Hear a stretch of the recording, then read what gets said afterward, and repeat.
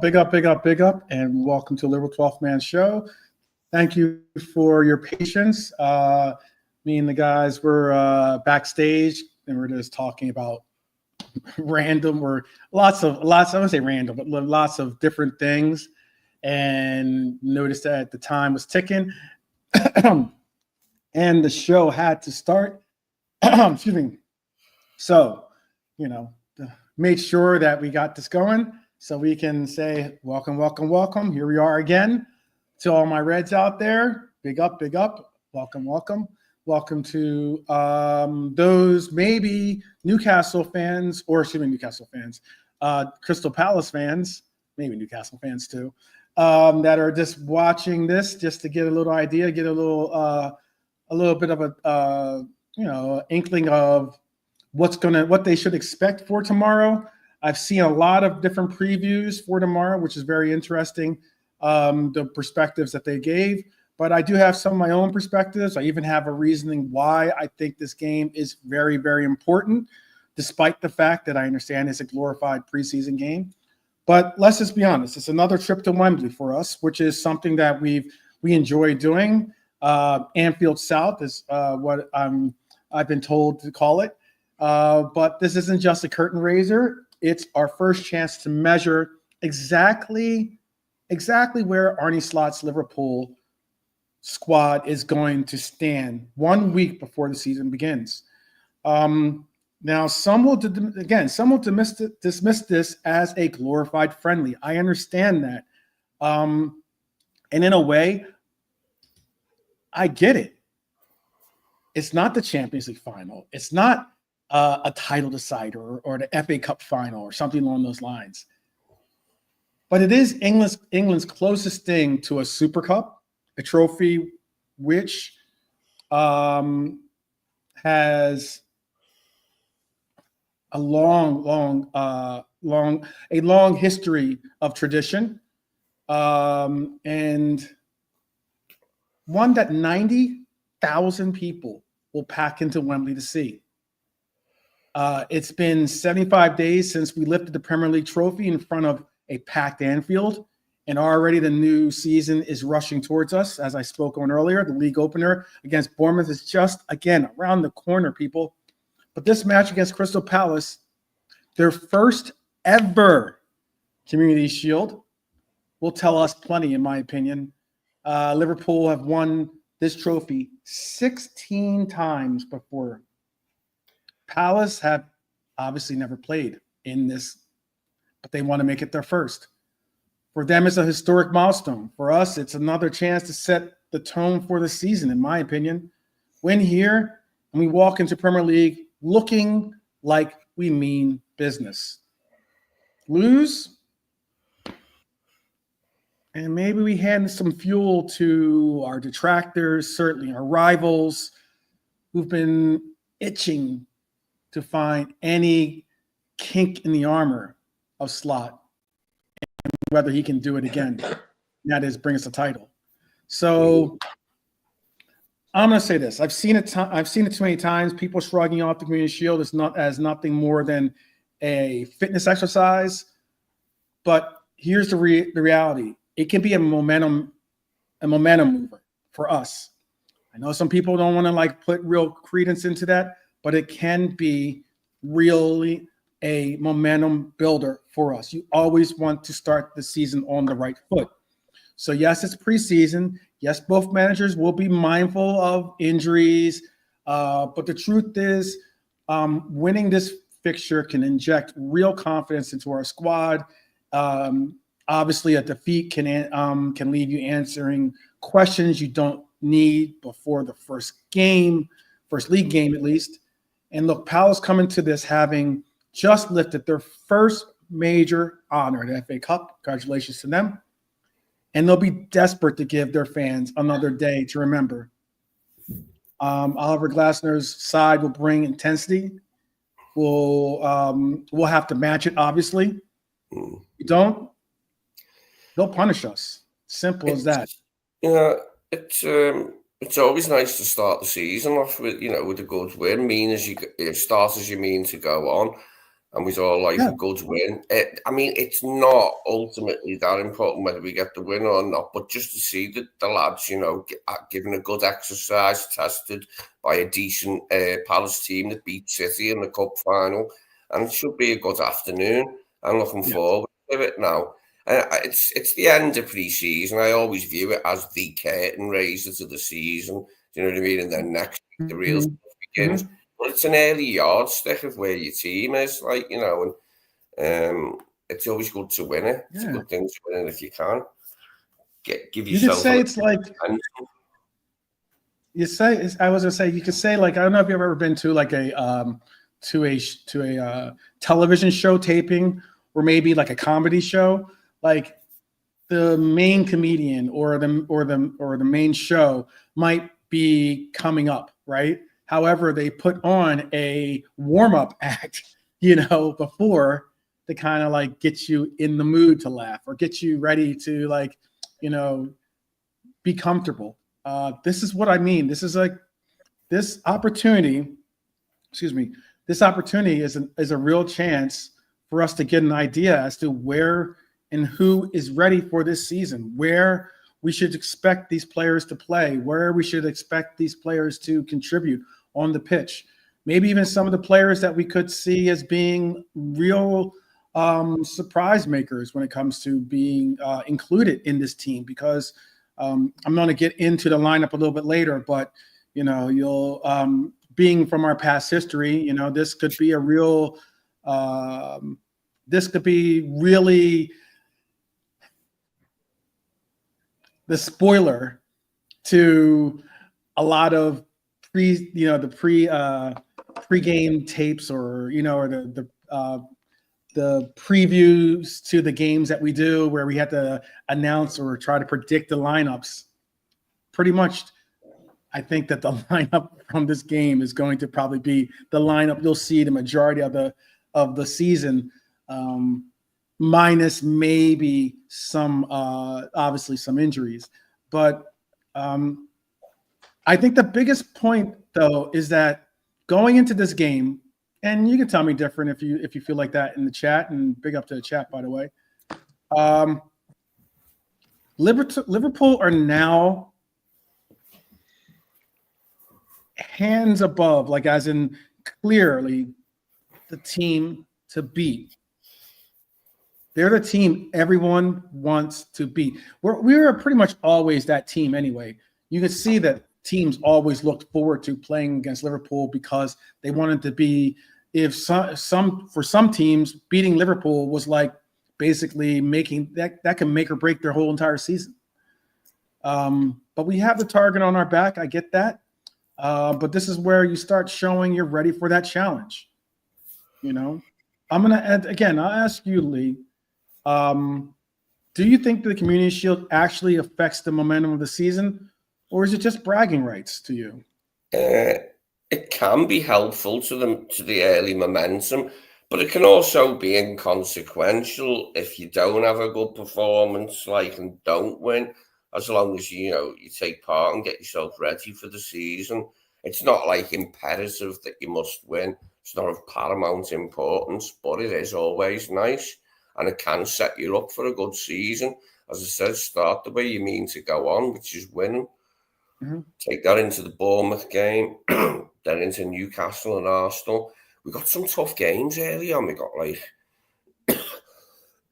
all of them quite early, haven't we? So we'll be tested early. So we need to be on our mettle. Hopefully, it'll be a good performance tomorrow. Anyway. Yeah. Pick up, JK. I have a dual question for both of you, but I'm going to ask first though. Given Palace's hunger versus Liverpool status, I should say, as defending champions, who do you see walks into Wembley with more fire in their belly? I say they'll be fired up because it's their first time.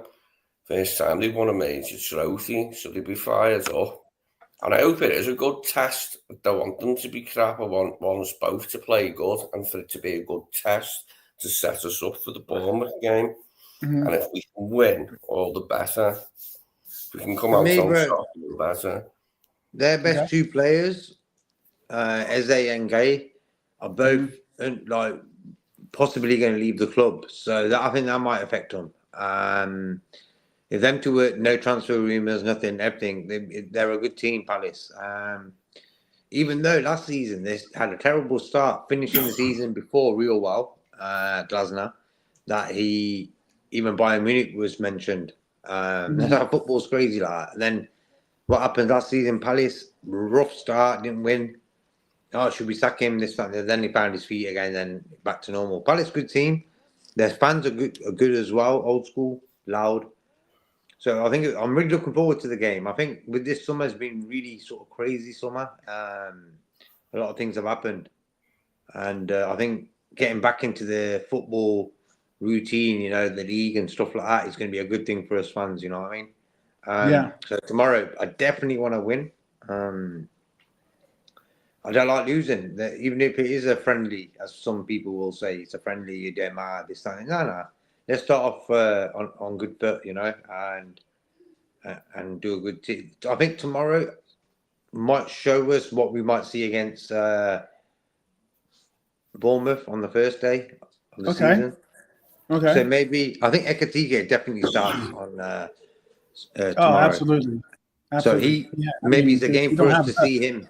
We don't have another striker to Well, put there Darwin's anyway. gone now, bro. It's official, Yeah. He's gone, bro. And hence why I think the Isak thing might be sort of speeded up now. Maybe on Monday, you don't know. But we still need a few guys, but we could talk about that later. Yeah.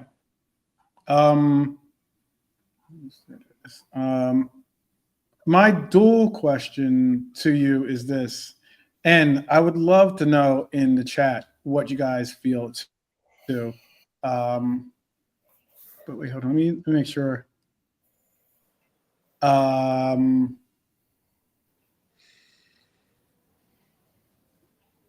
That's interesting. I'll bring up Bonker's statement in a second. But I was going to ask you this: do you count the Community Shield in the Trophy Hall? I'll ask that to Lee and then to JK. I don't. I never have. No, not the Trophy Hall. Some United fans have resorted to that now since we've equalled their 20 and we have the 6-3 thing. Yeah, they're clinging to that now as a trophy to count, and that's fair enough. Good on them. Like, it's quite funny. Okay. Do you, JK? No, not for me. No. For me, I see it as curtain raiser, as Lisa calls it. So it's a game I just want to win. You know what I mean? It's live. Everyone's going to be watching it. So, yeah. I think I'm right in saying they don't have on the wall of our wall of trophies. We don't have the Charity Shield on it, do we? We don't include it. Like we've got like the League, the European Cup, the UEFA Cup, the FA Cup, the League Cup. I don't think we have the Charity Shield up there, or do we? Am I mistaken? Nah. It's not really counted, is it, really? No. It don't really matter anyway, as long as we win. Oh, United have won it like a good time more than us, like. But I'll have our European Cups instead. Yeah. I asked that too because sorry, I'm just gonna just add that I asked that of you, and I'm asking that of the chat too. You can tell me in the chat what you think of it. It is an honor to play in the Community Shield. Let's not get it. I mean, like, I think sometimes when people kind of just say, "Oh, well, it's just an exhibition game. Who cares?" Or it's just like, A, it's for charity, which is big, and B, it's also it's important. It does have some significance because it involves the Premier League champion. You have to be one of the participants, even though it does change sometimes because the FA Cup is sometimes involved. But let's say that the winner of the Premier League wins the FA Cup as well, then I believe it goes to the second place team before anything after that, rather than the League Cup possibly. But all the same, it does say for one of the more out of the two most prestigious, I guess, domestic cups, it involves the champion of those, and for the league title, it involves the league title winner. So it's not like it's just some random team or something like something. Yeah, I mean, the World Club Cup is the world version, like where you have the European and South American champions. Generally, the European version is the Super Cup, which I enjoyed beating Chelsea in last time. Remember when we done Chelsea on penalties with Adrian? That was a good one. Yeah, I like the Super Cup. I loved it when we won it in 2001. After winning the treble, the start of the following season, we managed to beat Bayern Munich, didn't we? And we were good. We were Heskey and Owen demolished them. I wonder if Spurs will get any joy out of PSG. That's soon. The Super Cup. I put up the August. Obviously, the August games that we have on schedule. We have a game. We obviously have the Crystal Palace game in the Community Shield coming up on the 15th. We have Bournemouth. That's only 5 days after the Community Shield. Then we have a little bit of a lengthy break in that it's the 25th that we end up playing Newcastle, which should be a very, very interesting matchup considering the drama that's going on with that with the Isak deal and the likes. And then, just as Lee said, we have on the 31st of August, last day of August, we have Arsenal. So not a very easy start to. There's four games that can test our merit, albeit Crystal Palace is going to play us tough because they want to win. It's not like going to be a walk in the park where, players going to play, they're not going to go into tackles or whatever. No, they're going to play to win. Bournemouth is going to be very, very interesting to see how they've had let's be honest, they've had a very, very, we talk about the exits that have been for Liverpool. Bournemouth have had quite a few players leave their team. And I mean very important players. Obviously Højlund is the center half. They're about to, I know that their Ukrainian center half, I don't believe he's made the move yet, but he is pushing for a move. And he's looking to possibly go to PSG. That's their starting center halves. And they weren't, I don't think they were really looking for that to happen so soon. But it's more of the players pushing for it. And you have, obviously Kerkez leaving, that joining our squad. That's some serious names, serious players. But let me see how people feel about it in the chat. Something interesting is Rodri's not fit until after the September international break, but it only means he misses 3 games at the start of the season, the first 3 games. But that's something, they've got to do it without him. They've got to they've got to get the right blend with whatever they have before the September international break.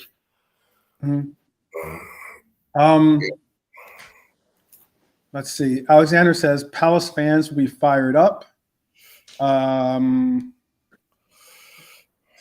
Let's see. Like I said, I will bring up your comment, Bonkers, in 1 second. Let me see if anyone. But it does. It does say nope. It's just a fun game. AR says his focus is the Premier League and Champions League solely, I think. Ponker says it's got to be for winning mentality. Redbird says yes. Every trophy counts to him. I agree, Redbird. Every trophy counts. This is like, it's another piece of silverware to put into the, they do have them on display. It's not like they just throw them in the closet and like keep it moving. Dustin says, it's not like they're like using them as like serving dishes or something.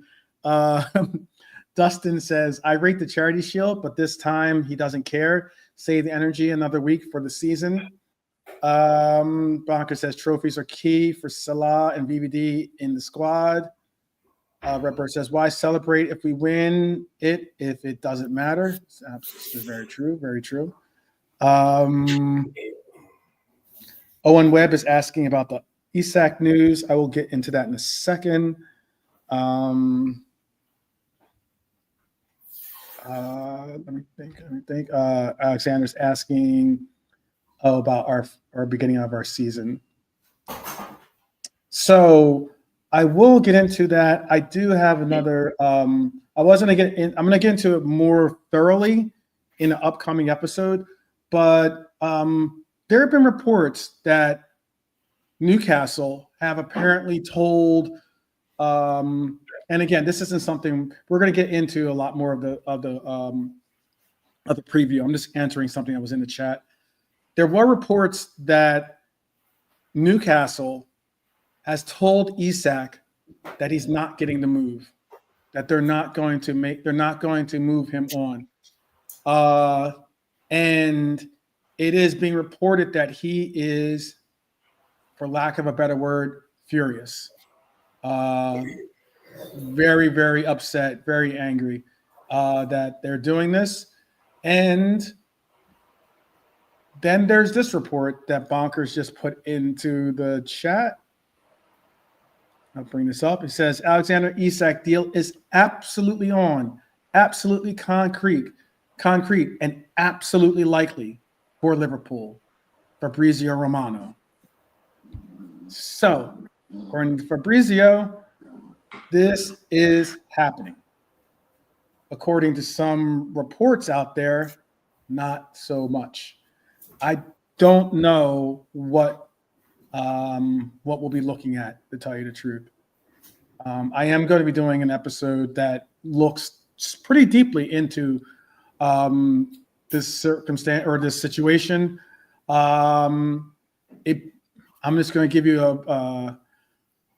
a disclaimer because I do like some of the Newcastle. We have some really nice Newcastle supporters that sometimes join this channel.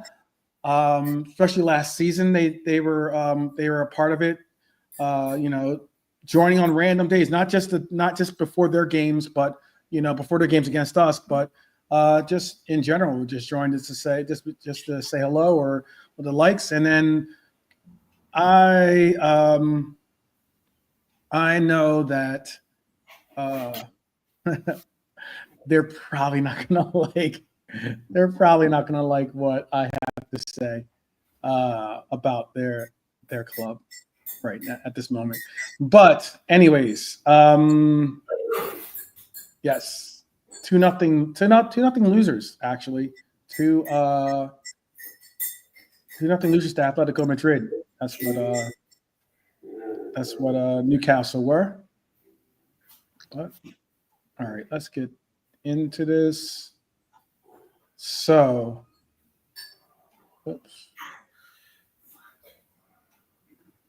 for us, we have Bournemouth at home, but then we go on the road to Newcastle. To answer the question in the chat, who asked? Alexander, you asked, the Liverpool game against Arsenal is home. So we need to obviously hold home court against Arsenal early in the season. That would be very, very big to kind of create a margin or a gap between our two clubs. Then we go on the road to Burnley. And then, what's really interesting now that I look at this schedule, we have Bournemouth at home. Then we have Newcastle on the road. Tough game, but we do well at St. James Park, but still the same tough game considering the circumstances with Isak. We have Arsenal at home. Then we have Burnley away. That should I'm not saying no game is easy in the Premier League, especially away games, but that is a game that we should win comfortably. Then we have Merseyside Derby. Derby, be a tough one. We're at home, but be a tough one. But and then we go to Crystal Palace, where Crystal Palace always plays us tough. It's not an easy, and then after that, we go to the Bridge. And then after that, we have the Manchester United derby at home, but we host Manchester United. That is not, what is that? 1, 2, 3, 4, 5, 6, 7, 8. That's not an easy 8-game stretch to start the season. That is not easy. Wow. That is not easy. Well, I'll tell you what is not easy, and that is settling into a new team. And the new signings and how they've settled is one thing. The summer has been one of the most aggressive rebuilds we've seen. Big up, Pops. Big up, Pops. I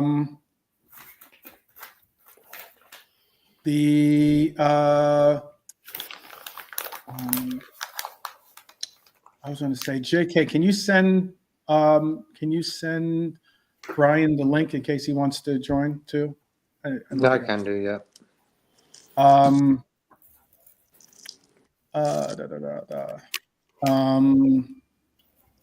But this summer has been one of our most aggressive rebuilds. We've been seeing Liverpool not rebuilt from the ground up, but definitely some major components being recycled and shuffled out. 250 million pounds spent, and it's not just about depth. Obviously, it's about transforming the way we play more to accommodate the way that Slot wants to see and envision our game flow. Florian Wirtz is our headline signing, obviously. The former Bayern Leverkusen star turned down Bayern Munich. Let me repeat that. The former Bayern Leverkusen star turned down the biggest club in Germany, Bayern Munich, for Anfield. The 116 million pound man has already got his first Liverpool goal in that 3-1 win over Yokohama. He's calm under pressure, sharp in the final third, obviously, and he hasn't looked fazed by the price tag at all, in my opinion. Then we have Jeremie Frimpong, lightning quick, perfectly suited for the Slot system. You have Milos Kerkez, aggressive, fearless down the left. We have Smokey in the background too. And we even have Giorgi Mamardashvili. He's been here in spirit, I guess you could say, since last summer while he was on loan. But he's finally in a Liverpool kit after his Valencia loan. And the early signs are strong that he is a shot stopper. And then finally, our second biggest acquisition for basically 70 million pounds from Frankfurt. Yes, he struggled a little bit against Yokohama, but then bounced back very strongly against Athletic Club. And then you also have obviously the additions of Rio, who's just 16, signed from Chelsea last year. We have Trey Neone as well. The Leicester transfer to our youth academy that's now a part of our club, part of our senior team. Rio's already got 3 goals in the preseason. Trey's got 1 himself, including Rio's got even a really incredible strike against Athletic Club that had the cop buzzing. The club's being careful not to heap too much pressure on him. I understand it, but make no mistake, He and Trey Neone are both in Slot's plans. Which new signing do you think will have the biggest impact in our first, like I said, our first 8 games of competitive football? Who do you think, Lee? Just run that by me again. Sorry.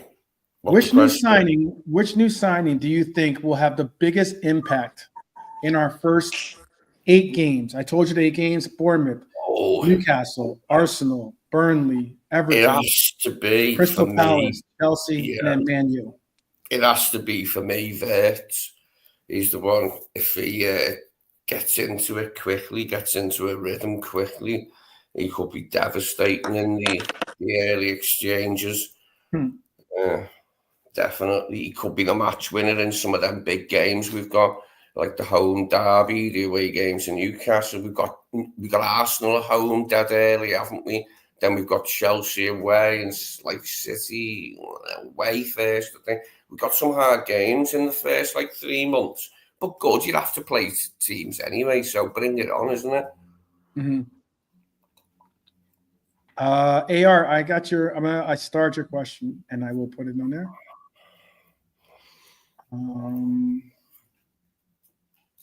Okay. Let me see. I don't know. I'm not familiar with False 10 football talk and tactics. Yeah, so I think that's the first time I've seen you in the chat. But yeah, I've seen him before. Okay. Came on Brian's. Oh, okay.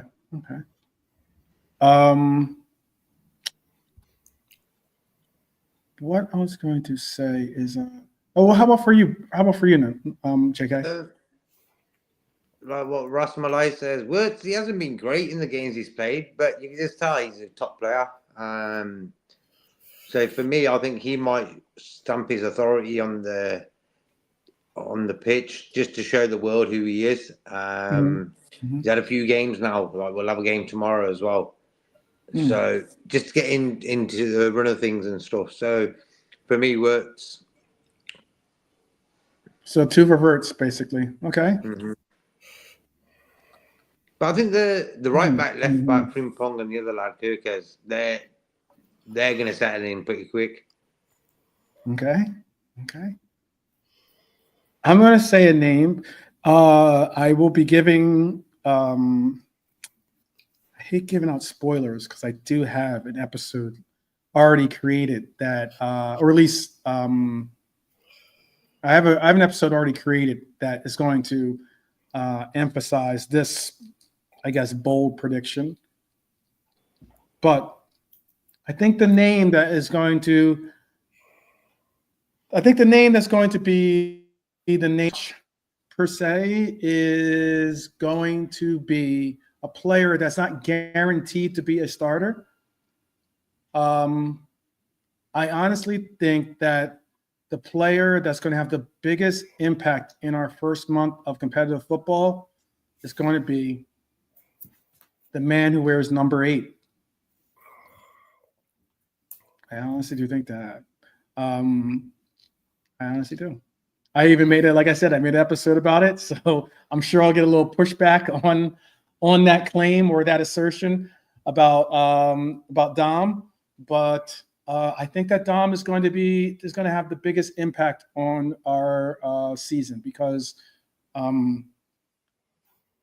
don't want to say he's the heartbeat, but he is definitely going to have a very impactful, especially with considering that Gravenberch is going to be suspended for that first game, especially since I think that Dom could be someone that could create a lot of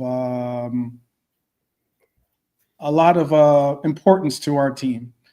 I am, and what I'm saying by impact, I'm saying impact the same way I think that Maka, for instance, last year, I think was one of the most impactful players on our team, despite not being the biggest headline on our team. obviously Mohamed Salah got a lot of the press, because of his goals and his assists and everything else. Obviously, Virgil is important to our back line and everything else because he's one of the mainstays. Ali could be that too, but he's been hurt here and there. So we did have the blessing of having Kelleher in goal to hold down the fort. But when it comes to our team this year, I think that people are going to have to put a little respect on our number 8. I think this year. I'll get more into it in the episode I have at hand. I actually have I did an episode last year about especially when he was getting a lot of flack, about, he's just someone that runs a lot on the pitch or something like that or whatever. I did an episode solely on Dominic Szoboszlai, but I have another episode again this year to emphasize why I think that he could be the heartbeat, if you want to call it that, or the pulse, that's a better word for it probably, of our team this year. Someone that can play the pivot with Grav or Maka, and someone that could possibly even be our 10 as well. So, or if we do play with 2 false 10s or 2 types of 2 10s, which is something I suggested, with a Wirtz and a Dominic Szoboszlai, he'll play impact in that formation as well. So I'll go into more depth in the episode, but that's just my take. Quickly before we move into the preseason, because that's some of the things I did learn from the preseasons that I think Dom's going to have a more important role in our team this year. But there are other players as well that are going to probably have an important role or a heightened role. The summer was different for us. We didn't have a Club World Cup, no crazy travel schedule for our players. That meant rest, recovery, which is much and well needed. Even though some of our players were already on vacation after we clinched the season, different story. So, but they're focused on build up to the season now. 5 wins out of 6, 20 goals scored in the preseason. Only one really, difficult or one poor game, which was against AC Milan. We toured Asia, drew huge crowds in Hong Kong and Japan. Nearly everyone got minutes in the doubleheader against Athletic Club. The football has been fluid. It's been possession based. In my opinion, it's been purposeful. Slot's identity is taking hold quickly, I believe, even more so with these new players that are adjusting and adapting and really taking in his style of play. Defensively, okay, there's still work to do. Obviously, Ibu, VVD, stalwarts. However, we've had moments where our shape has been stretched, and against better opposition, there can be costly ramifications from that happening. But for a side that's undergoing a big personnel shift, obviously we've got, Robbo not necessarily starting on the left. We have Bradley, who's had a couple of knocks over preseason, but we have a new right wing back as well. There's obviously a clear blueprint for how we intend to play. Of course, all this happens under the shadow of losing our beloved number 20 and his brother in that tragic car accident. He wasn't just a player. He was a much-loved player, a much-loved part of our Reds community and family, and especially in the dressing room. He was a very vocal player as well, a vocal brother. The tributes have been emotional. Slot has handled it with humanity and care. For instance, he told LFC TV, if we want to laugh, we laugh. If we want to cry, we cry. You just be yourself. And that's I think, a very, very poignant message. Yeah. Let's be honest, it was bloody horrible, wasn't it? It's the worst thing that could possibly happen, in that regard. Terrible, terrible thing. But, you know, we've got to carry on. Life carries on, doesn't it? And that's what we're doing. Hopefully there'll be like a bit of the motivation this season from that, you know what I mean, to do things for him, to achieve things for him, or for his memory, rather.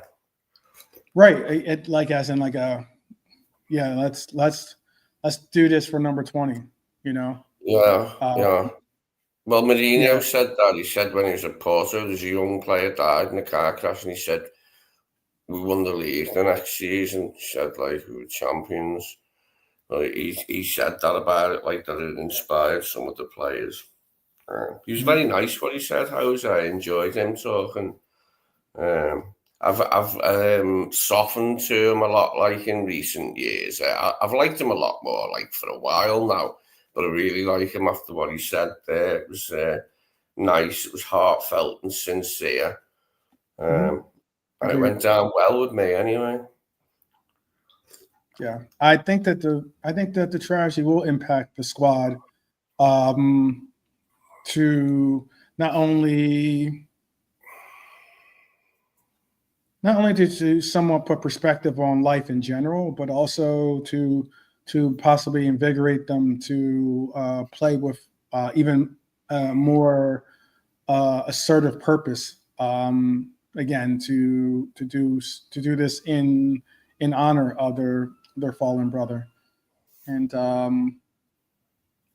it's definitely been encouraging to see some of the players the way they've responded from it, and I think that it's been beautiful the way not only our community has responded in support of each other and the families of those that were lost in that tragedy, but I think it is very special the way that the football in general, the football community in whole, has really been very, very open and very supportive of honoring his name and his presence.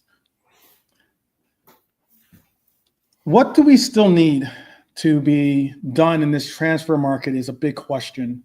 I think even with the new arrivals, the work isn't done. Obviously, Luis Diaz is at Bayern. Nunez, Mr. Darwin, Captain Chaos is headed to Al Hilal. Chiesa could leave for Italy to find more minutes so he could try to find his way to the Italian national team. That's 3 potential attackers out. That's a big gap when it comes to our team. And then you obviously include the tragedy of Jota to that as well. Alexander Isak is our top target. I understand that. We have a £110 million bid rejected, and the saga could drag to deadline day, even despite what's being told. One, like I said earlier, one report's telling us that he's been told, you're not going anywhere. Buck up and earn your way back into the lineup, which is bold, to say the least. You know, that is some bold words. But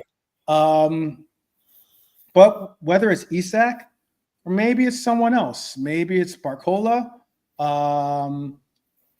maybe it's not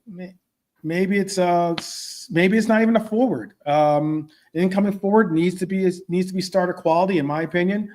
But maybe it's not even a forward that we bring in first. Maybe defensively, we pivot and look towards securing that aspect. We've lost Jarrell Kwanzaa, the Leverkusen, which means we need cover in that for that third, if not fourth, tier center half. Let's be honest, Virgil van Dijk is 34 now, and both Gomez and Kanate have missed game time with injuries. Marc Guéhi seems to be our target. We will be seeing him this Sunday. He is admired by a lot of Crystal Palace fans. A lot of Palace fans like the fact that he's not only their captain, but that he's led them to their first trophy. He's admired, like I said, but Palace won't let him go cheap. The bottom line, we're still one quality forward and one, if not two, you can tell me if you believe it's more like two. Central defenders short of being bulletproof, I guess you could say. I'm not going to sing the song, but do you notice? Do you know what I'm talking about? The song I'm talking about? No, maybe not. Going blank. Lee, you probably don't know it, right? What's that? Sorry, stuttering it. Bulletproof. Bulletproof is the name of the song, but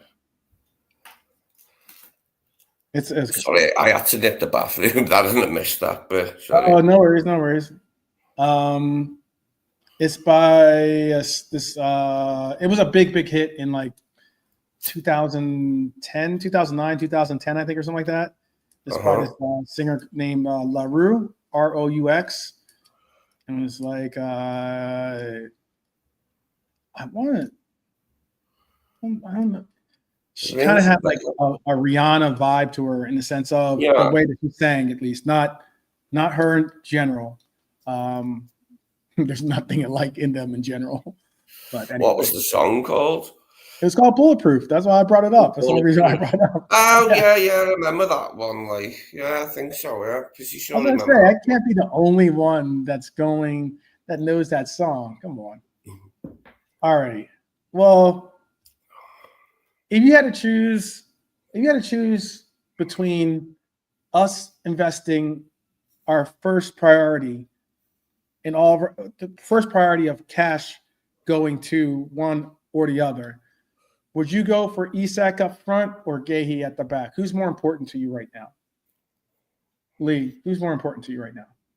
Probably Isak. It'll feel a bit strange saying that because we're desperately in need of a fourth centre-back. Mm-hmm. But Isak, yeah, that's of great importance to me. Mm-hmm. Okay. Andy looks like he wants Nashio to come to Liverpool. Well, we were linked with them for a long time, weren't we?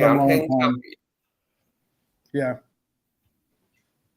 I don't know if that's got legs or not, to be honest with you, any longer, or at least the legs that he used to have.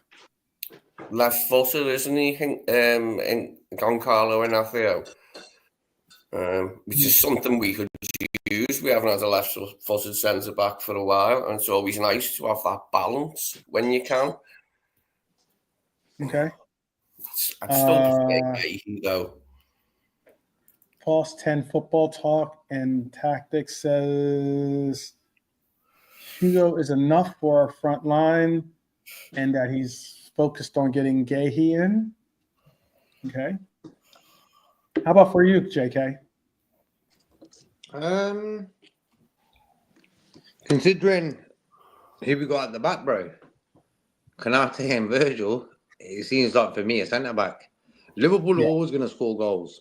Even if Isak doesn't come, we're still going to score. You know what I mean? And the way if Kwanzaa was still with us, then I'll probably go with the Isak one. You know? But for me, we definitely need a centre back. Definitely. Okay. I was going to type it, but I'll just say it. Big up Anfield Roar. Big up. Would you, I'll ask this to the chat and to the panel included, should Liverpool push to get both, even if it means paying premium prices? So if it means, because Spurs are still trying to get Guéhi, Newcastle was looking to try to get Guéhi. I don't know if that's going to really work out for them or not. But obviously we are looked at as being the front runners in securing his signature if he is to make the move and Crystal Palace is to sell. If it means 150 for Isak, and then I think they want like 60 for Guéhi, something like that. 60, 65 million or something like that. Let's just say it's premium prices. So let's just say 60 to make it easy. Are you willing to pay those prices? 210 million for Isak and Guéhi? Yes, because Because it's not can your. I mean, afford it, other like, than you it's know. not your money. I'd rather pay less. Yeah. Say again, Lee.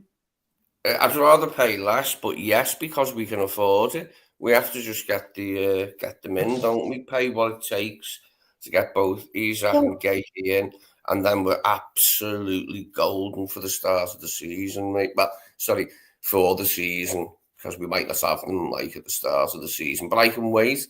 I can wait till September for Isak. I don't think I can wait that long for Guéhi, and don't see why it should take that long. But he'll have a chance to prove himself against us tomorrow. But that's got to happen for me. Like, What if there's a scenario, hypothetical scenario, that we could get Leone, for instance, for half that price, and we could get I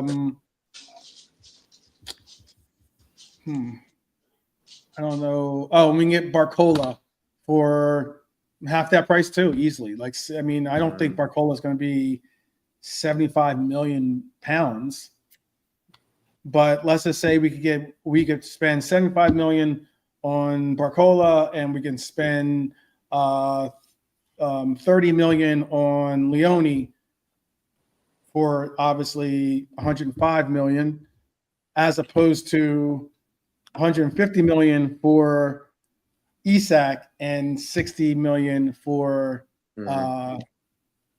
Guéhi. That's a big difference.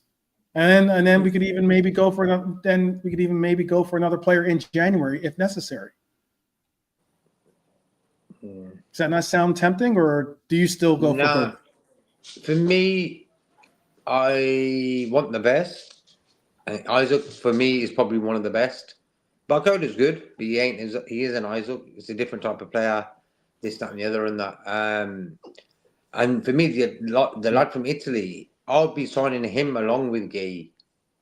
So we know we've got 4 plus Joe Gomez 5 centre backs if needed in the next season. So that's the move I'd be making. Them 2 centre backs and Isak. Okay. But I definitely would go with Isak. You know what? I'll probably go Isak and that lad from Italy. Mm-hmm. Yeah. Because otherwise, if Guéhi comes in, that's, you know what Kanate is like, bro. Kanate is going to think, he's going to take my spot. This guy's played for England in the Euros. The Italian lad comes in, he's going to feel that pressure. Kanate's happy. He's got his French frère, which means his French brother, Français frère, and he's happy.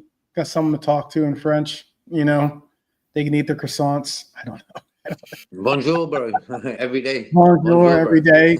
Every day they can say bonjour.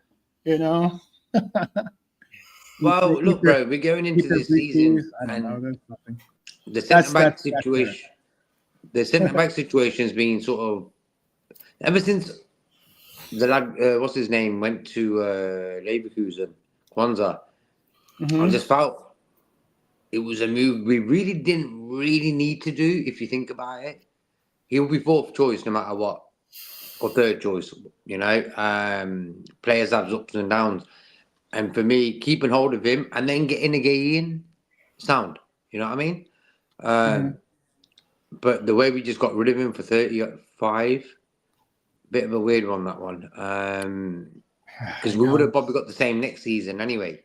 Yeah, you know what I mean? So that's what I'm saying. It ain't like his price is going to drop to 5, just like that. You know what I mean? This guy's partner Van Dijk and looked great, and all of a sudden we sold him. So. How do you feel about AR's question there about how do you feel about Harvey's the future with the club and Chiesa's future with the club? Well, for me, they're squad members, and are they happy to do so? That's the question, really, isn't it? We'll get a nice little fee for Harvey Elliott, I reckon. Chiesa, we'll probably double our fee that we paid for him. But when we look at our squad, we've got rid of a lot of players in the last 2 seasons. So for me, we need squad members, bro. Mm-hmm. Let me see what he's talking about. And also, I do have a question from Anfield Roar too here. He says, question for the panel. Have you ever known a window where every player, Romano and Ornstein, have said, we've got?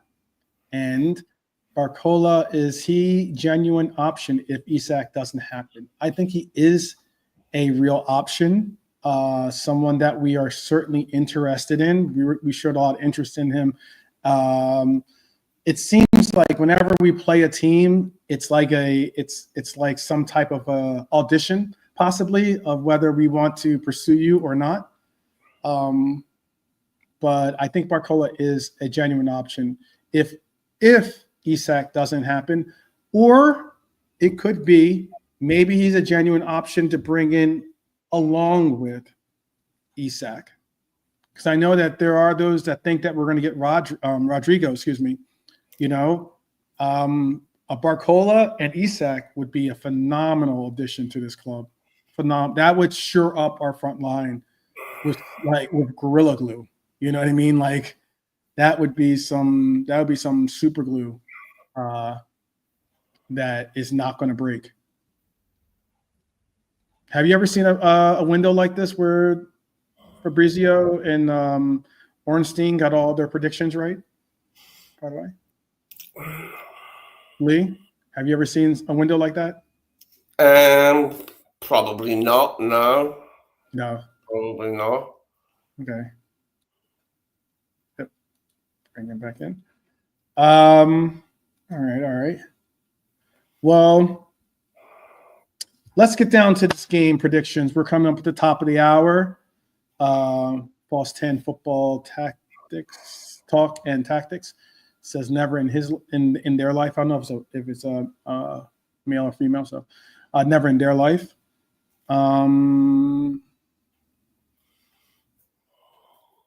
They thought we'd have a quiet preseason.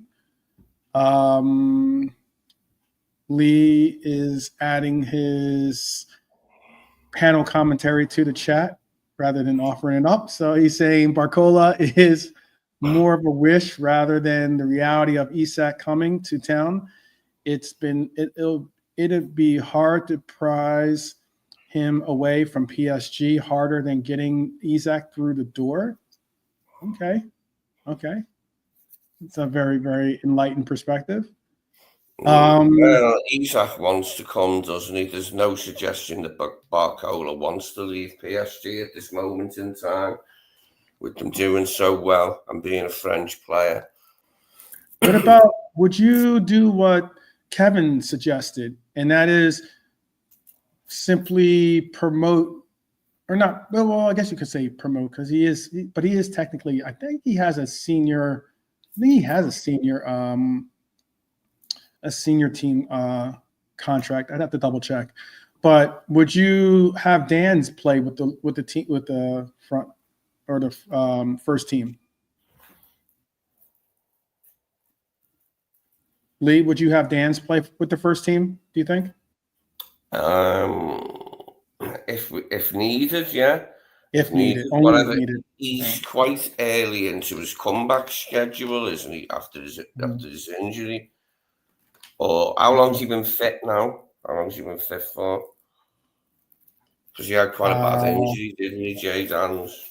Because we all had hopes for him after the Carabao Cup final, didn't we? It was great. He's got something of like a nagging and recurring back problem. I don't know. That's not something good to have if you're going to be doing a lot of running. He must have scored at least 3 that I can remember in that season where we used him. And he had a double in that. What was that? A League Cup game, I think it was, right? Yeah, it was handy. Yeah. I was pleased for him. It was a good story. Oh, it was excellent. But this injury, it was a bad one for him. But hopefully he can get back anyway. And maybe we could loan him out if we didn't have room for him to play. get him some more experience. Mhm. Apparently, he was linked with Sunderland and was ready to go there before he got injured. I think Brian said that. I didn't know that. So to go back to Sunderland, basically. It's a loan to them. Apparently, he was lined up to get him more first team experience. And it would have been in the Championship last season, but now they're in the Premier League, aren't they? And they've already bought quite a few players, haven't they? So they probably won't. I'll show you. Well, let me show you what our current squad depth is looking like. How about that? I'll show you what our squad depth is looking like. If I can.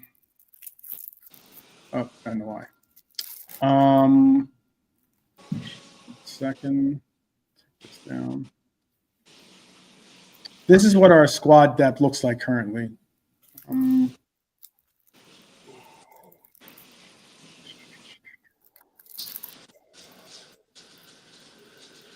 I'll make it a little larger so you can see. This is currently our squad depth. And then we're going to get into this last section of the game preview. We're going to actually get into the game preview and predictions. Our squad depth is looking like this currently. It's Will Wright. Let's be honest, Will Wright is not going to be the second option as our striker, really. He's a young lad, promising, but definitely a prospect. Hugo Ekitiké is our starting striker. Then Cody Hakpo, and then Rio on the left. You have Salah, currently Chiesa on the right if he stays. Then you have Wirtz, Dom, Elliott in the middle. You have Grab, Endo, and Trey in that right defensive mid spot. You have McAllister, Curtis, and then Bashetic, Stefan on that left side.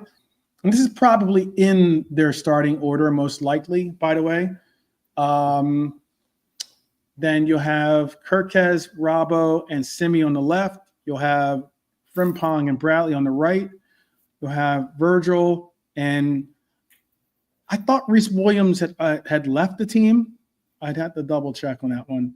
But for right now, we have Reece Williams being listed as being, this was as of August 8th, 2025. Reece Williams being our left back coverage. Then you have Ibu and Joey G as our right center half coverage. And Becker, Mamardashvili, and then Freddie Woodman in goal. How are you feeling about that right there? There are some certain places that need to be shored up, in my opinion, when you look at that.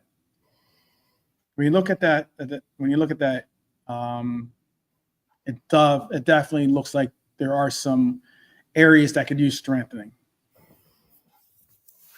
Do you agree, Lee? Yes. Trudon agrees with us too. Yeah, it has to be the centre-back position, doesn't it? But we do need the extra forward, really, because of Diogo's unfortunate death. We need to have two options in that position. I feel with Cozy, Salah and Rio available, and we have the option of playing Szoboszlai or Wirtz if we wanted to, or Ekitiké wise if we brought Isak in. That'll just be perfect for me. If we can get Alexander and then get Marc, pair them. Yeah. You know what, Lee and JK, just when you come off of mute, chime in.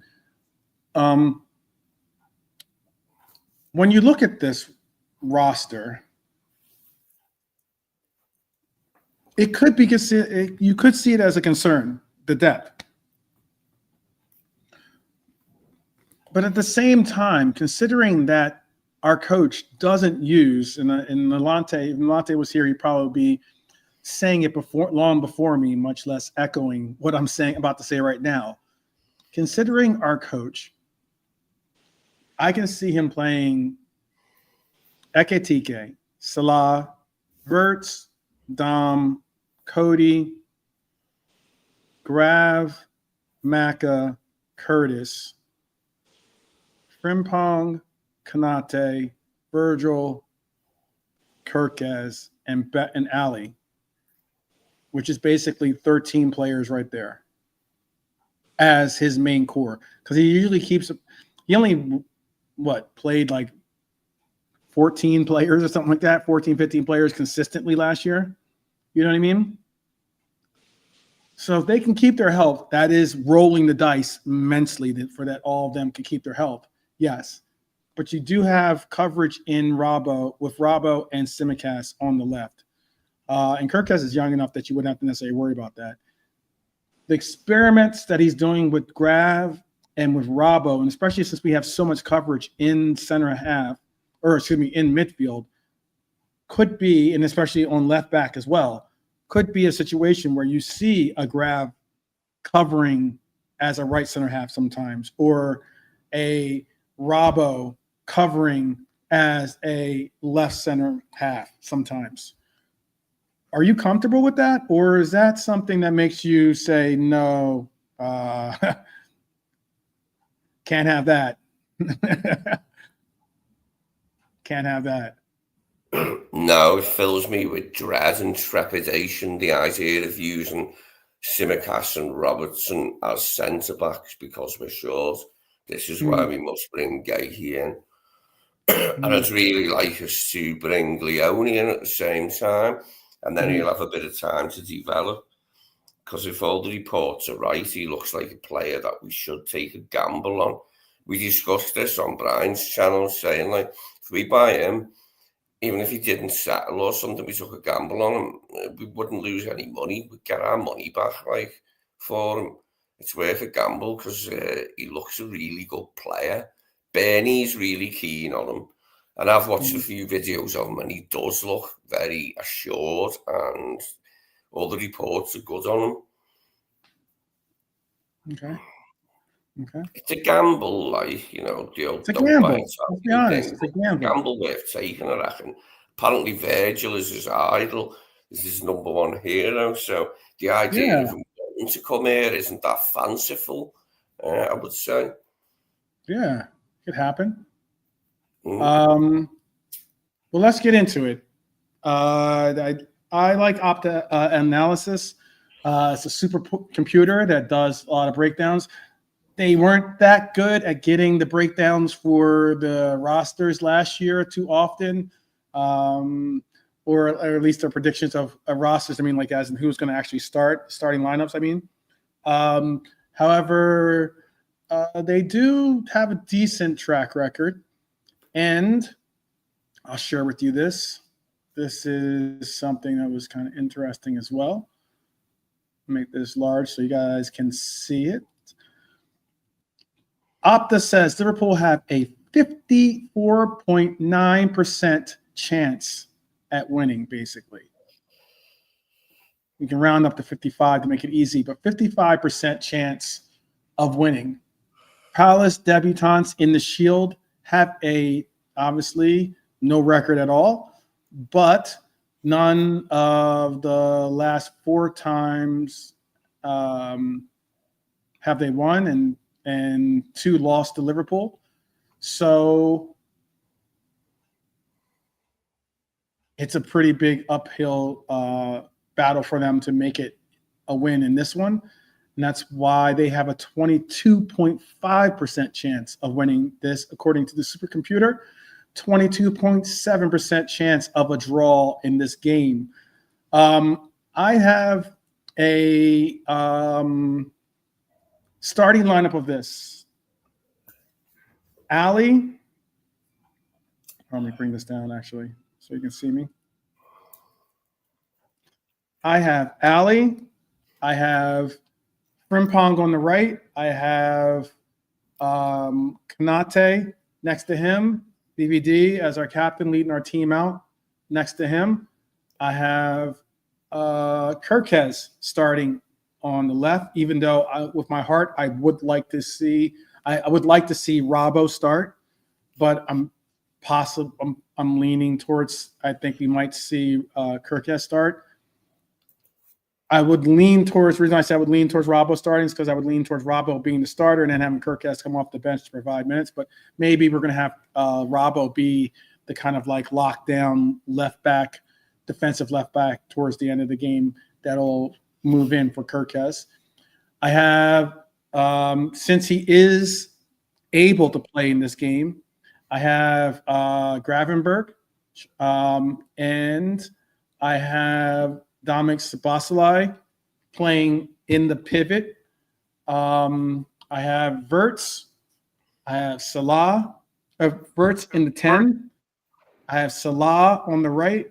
I have Cody on the left. And I have Ekitiké as our striker. For Palace, I have Henderson. I'll just go through rather than go through all the placements. Henderson, Richards, LaCroix, Guéhi, Mitchell, Wharton, Kamada, Munez, Sarr, Eze, and Mateta for their starting lineup. That's at least the lineup that I'm going with. Big up Brian. Brian's joining the show. How you doing, Brian? Yeah, very well. How are you? Decent. I get in Decent. there earlier, but couldn't. Oh, no worries. Yeah, decent. Long. I had Morgan Page perform last night, so it was. I don't know if you've heard. He's a old school DJ. Very big. Or was. That's good.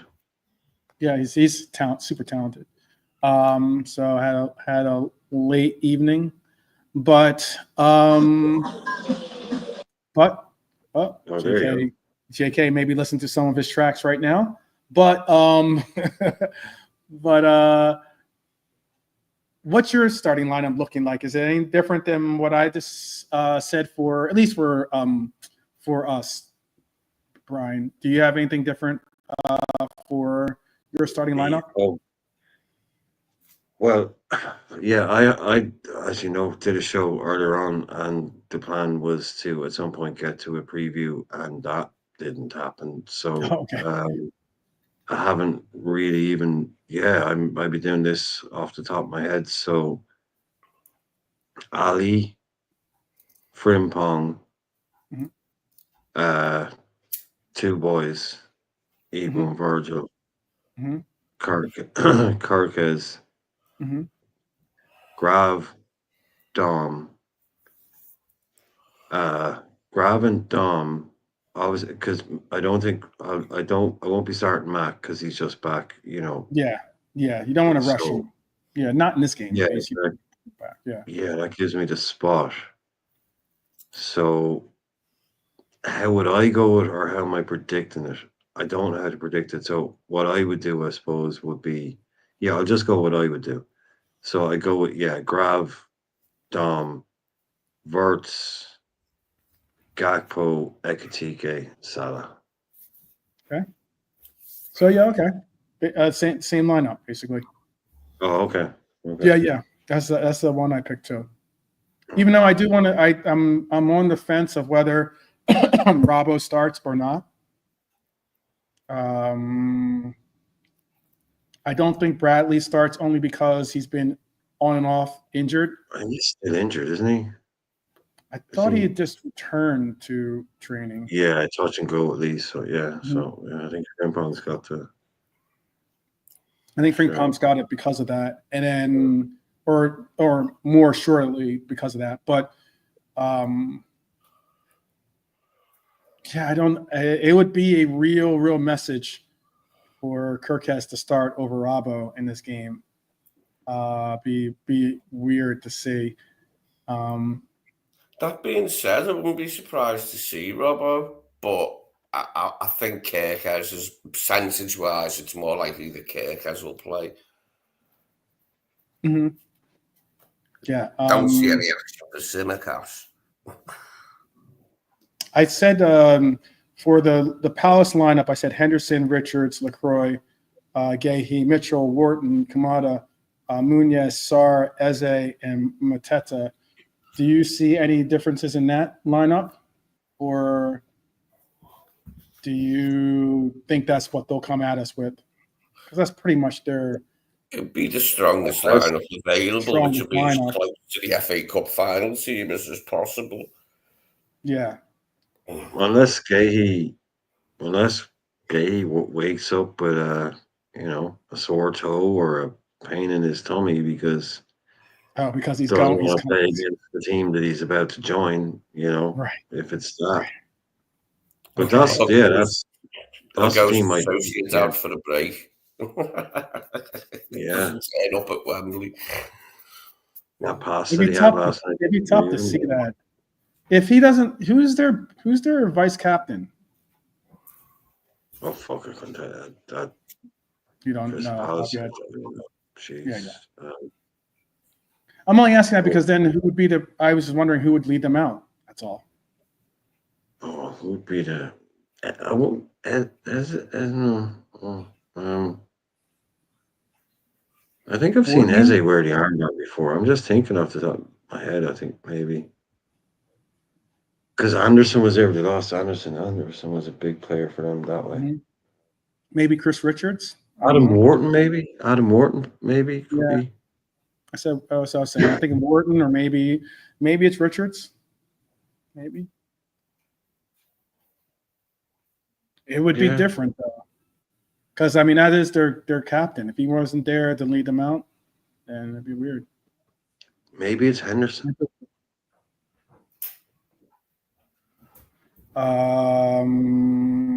Kevin is saying. Okay. I don't think that's the case. Kevin is saying Konate for contract negotiations, the vice captaincy. I don't think that's the case. Our vice captain. What'd you say? Yeah, I guess so. Yeah. Well, Milner's vice captain, even though he spent progressively less time on the pitch, like in his later career, but he was still our vice captain, wasn't he? Okay, so I'll ask you this. The last time we came into the Shield as league winners, okay?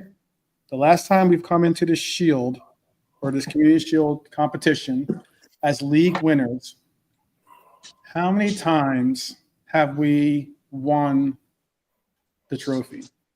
And out of how many times have you lifted the trophy? I would say we've won it about 6 or 7. After being the league winners, we've won the league 6 times and played in this competition, right? How many times have we won the trophy after being the league winners out of those 6 times? Only a few out of 6. About 3. 3 you're going with? Okay. Yes, out of 6, yeah, because we've lost a few. Brian, you want to take a stab at that one?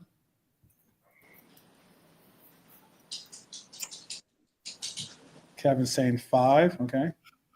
Hang on. Yeah, I'll go with 5. Yeah. JK is going 5. 5 out of 6. Okay. Irishman, you want to go? You want to try? No. Yes. No. I see he's not on mute. That's the only reason I'm asking. You there, Brian? I go with 4 as a final answer from me. Okay. Oh, wait, let me make sure. Did he leave us a message to tell us? No. Private chat. I can hear him in the background talking to someone.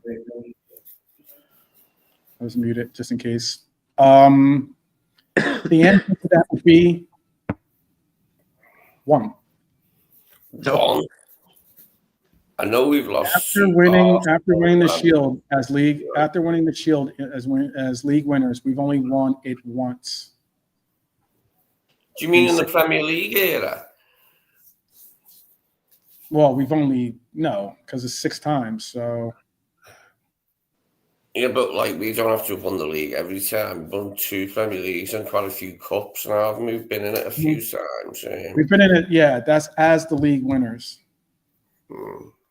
It doesn't say it didn't say Premier League. It said like as the league winners. Well, we were league winners in 83, 84 and lost to Man United 2-0. We lost to Arsenal once when we were champions in the late 70s. I think we got a tanning off Arsenal once, about 4-0, but it didn't really mean anything for the season ahead because we were successful in both seasons. I'll ask you this one. I'll ask you this one then, Lee, since you're going down memory lane. When was the last time the teams in the Shield had faced each other on the final day of that previous season? What year was it that the two teams that met each other in the final game met each other in the first game, technically? I don't know. Bloody Man City and someone. I'd say you don't have to tell me your team. I'm just asking the year. I don't know. Throw this over to JK and Brian. Okay, all right. That's the ideas. Come on, you're Mr. Memory Lane, so I figured you might know that one. I'll pass on that one. Pass on that one too? Okay. We leave it to Brian. I think Brian is handling something. No, sorry. Yeah. I don't know. The last time. Let me see. The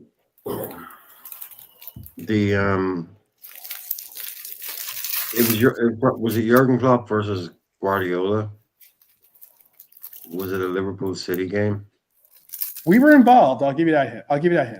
Yeah, How about that? I'm assuming we were. Yeah. So I don't know. Us versus Chelsea. That's a good guess. I was just asking for the year. That's all. You didn't have to tell me the team, but 2007, 2008 season. 2007, 2008 guess. Good guess. Let's see. The chat has any guessers amongst it for the year that what was the year the last game of the season? The two teams that played in it met in the Community Shield, basically. That's the question. So they met in the last game and the first game, technically. Kevin's going Arsenal, Chelsea.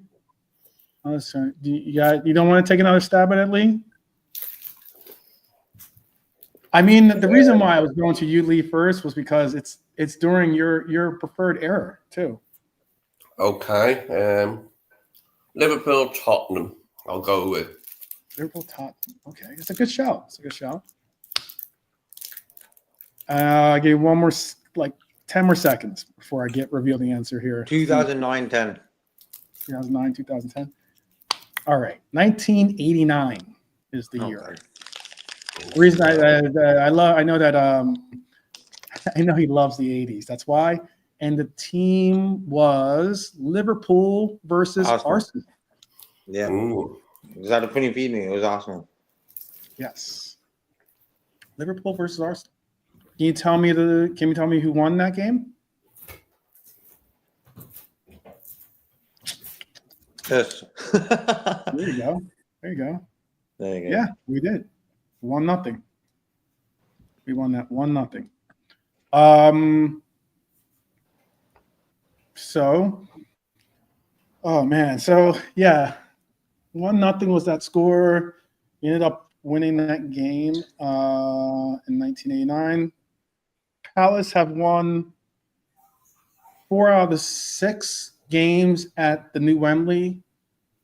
Eze is in red hot form. He's got 12 goals in his last 13 matches, 12 goal contributions at least in his last 13 matches.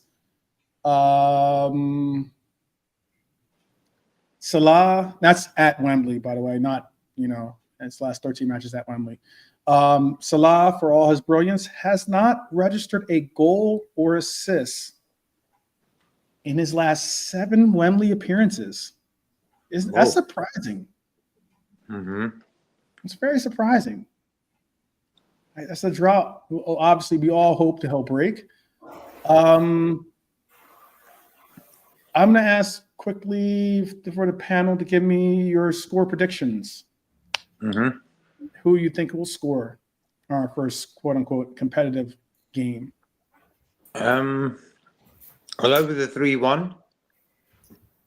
And I'll go with Salah to score a goal. tomorrow. Salah. Let's go Wirtz and Frimpong. Okay. Oh, whoa. Okay. Okay. It's a good shout. Wirtz and Frimpong. Okay. Mm-hmm. All right.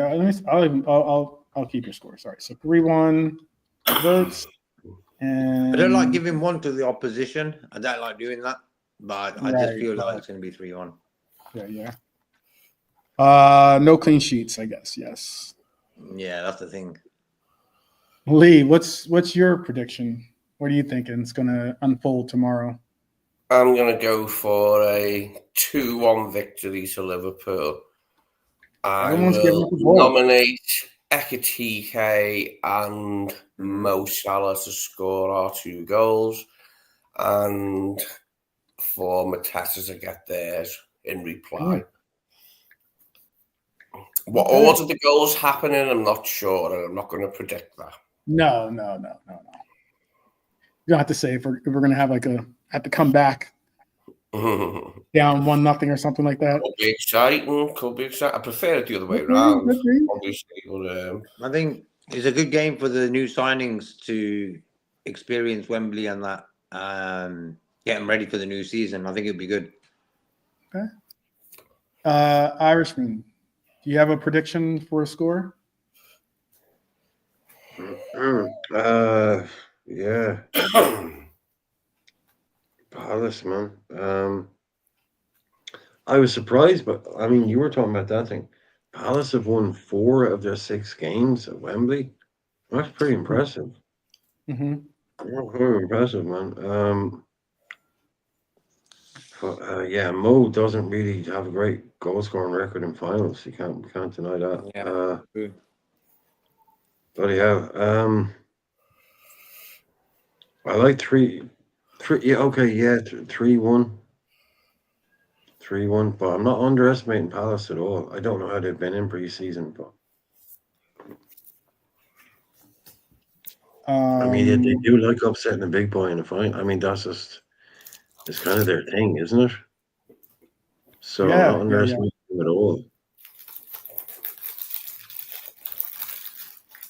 This is our 4th appearance in the Community Shield, actually, in the last 7 years. Interesting too. But yeah, there's I don't think I don't think we're going to be going out there smashing them 5 or 6 or anything like that. Mm-hmm. Oh yeah, and you want goal scorers, don't you? Yeah, I'll give Ekitiké a go. Okay. Yeah, definitely maybe Wirtz as well. I suppose you want to score 3, and yeah, Ekitiké, Wirtz, and Gakpo. Go with that. Okay. Yeah, Gakpo, yeah. I reckon he might score. Mm-hmm. I'm going to change and go to Ekitiké and Gakpo instead of Ekitiké and Salah. Okay. So yeah, I'm changing Frimpong to Gakpo. yeah. I was looking up. Yeah, Gakpo's a goal scorer, man. He's going to be good. All right, so let me put that down too.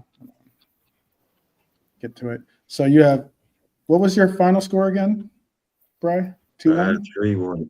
I don't know who's going to score for that. I don't know who's going to score for Okay, that. but Ekitiké. Ekitiké, Wirtz, and Gakpo.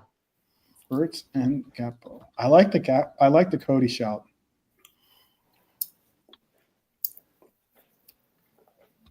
I've been very conservative in my prediction there, 2-1 for us, because I want to pay Crystal Palace enough respect that they did the business in the cup final and made me laugh by beating Manchester City.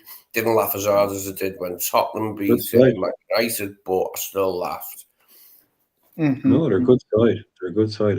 Does anybody know? Does anybody actually know? Have they? Not that it means anything, but have they had like a horrendous preseason or a good preseason, or have they got their? Have they got their target? They've been okay. I mean, they've been in the middle of being sold. I know that they were sold, in the space of a week. So that's kind of messed their whole. Like, I don't ever. Have they even bought anybody? They're so in their past they had 2 doubleheaders. So they had 4 games technically, but they had 6 games technically as well. So they were 3 wins, 2 losses, and 1 draw out of those games. The one against they played Mainz actually. They drew against Mainz and then lost against Mainz. And then they played just recently. They played Augsburg. It's not a German team, and they won against them and lost against them in their doubleheader. And then on a German tour. Hmm? On a German tour. So yeah.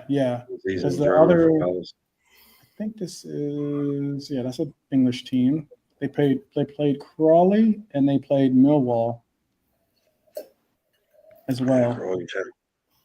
Yeah, so they played those 2 teams. They beat both of those teams, and they won on their German tour, and they played 2 doubleheaders, and they were, in Germany they weren't that good. They were obviously that seems to be the new thing now as well, doesn't it? This whole double header thing.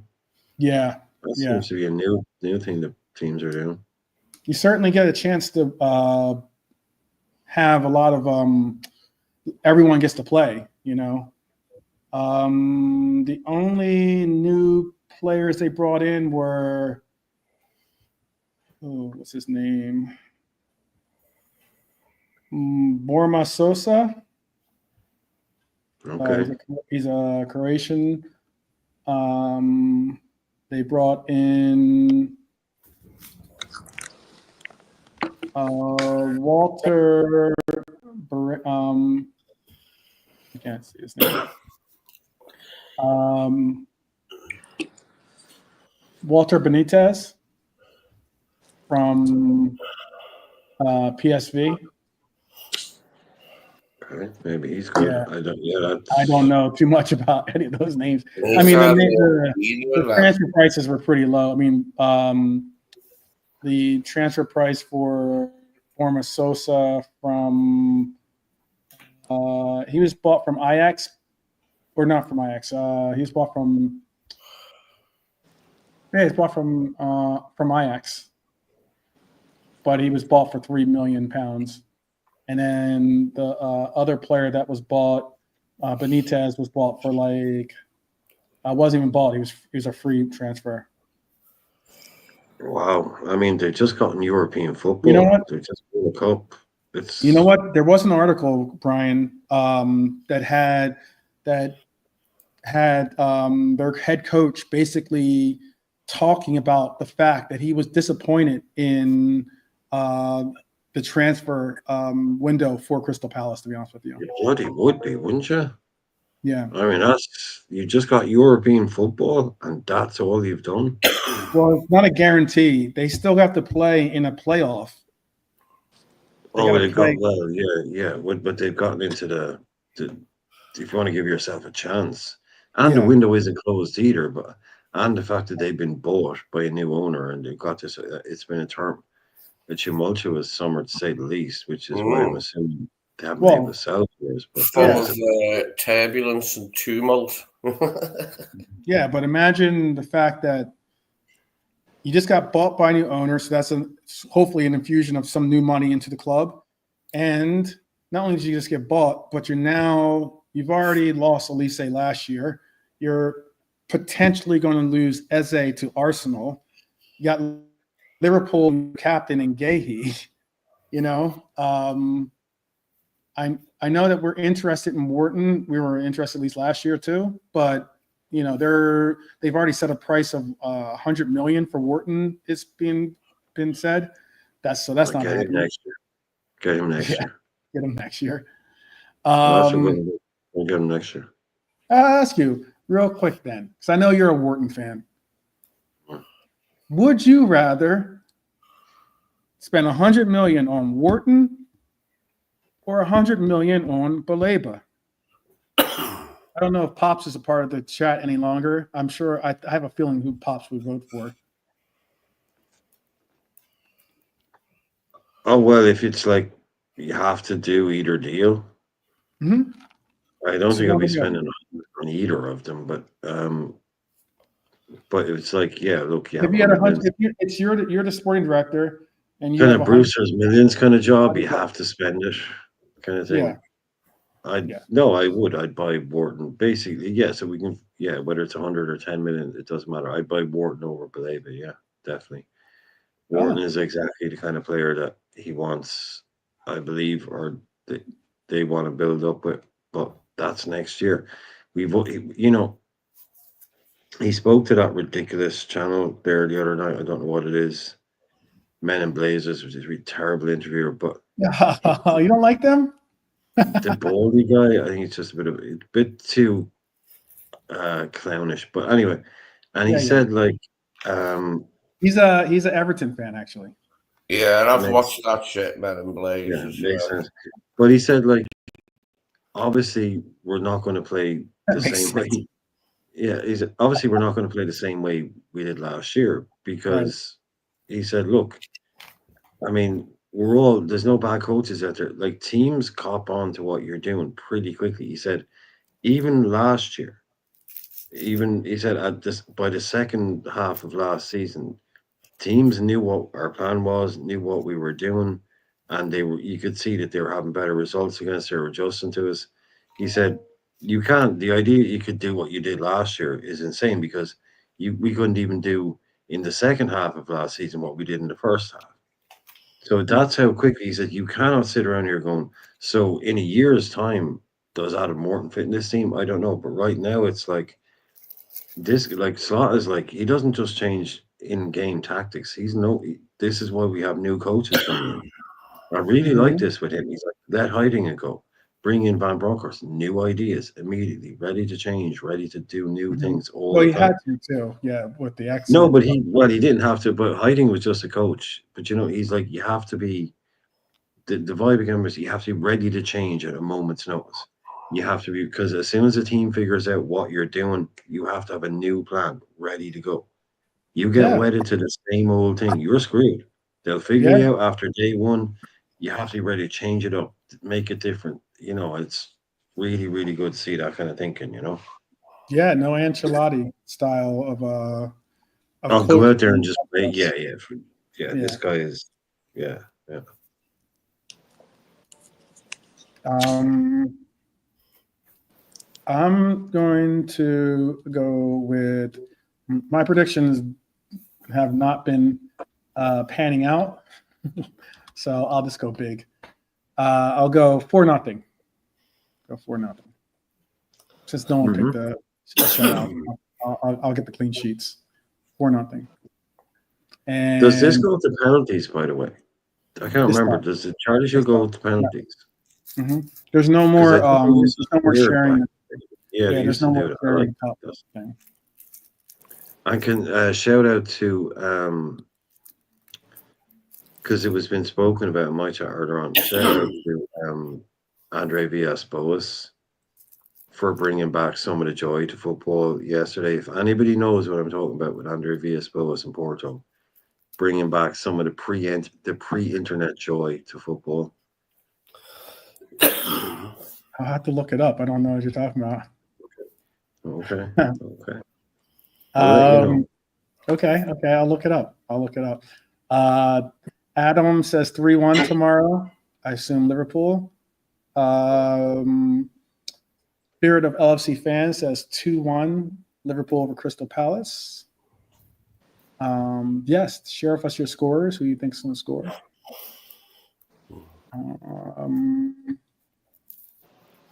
Let's see.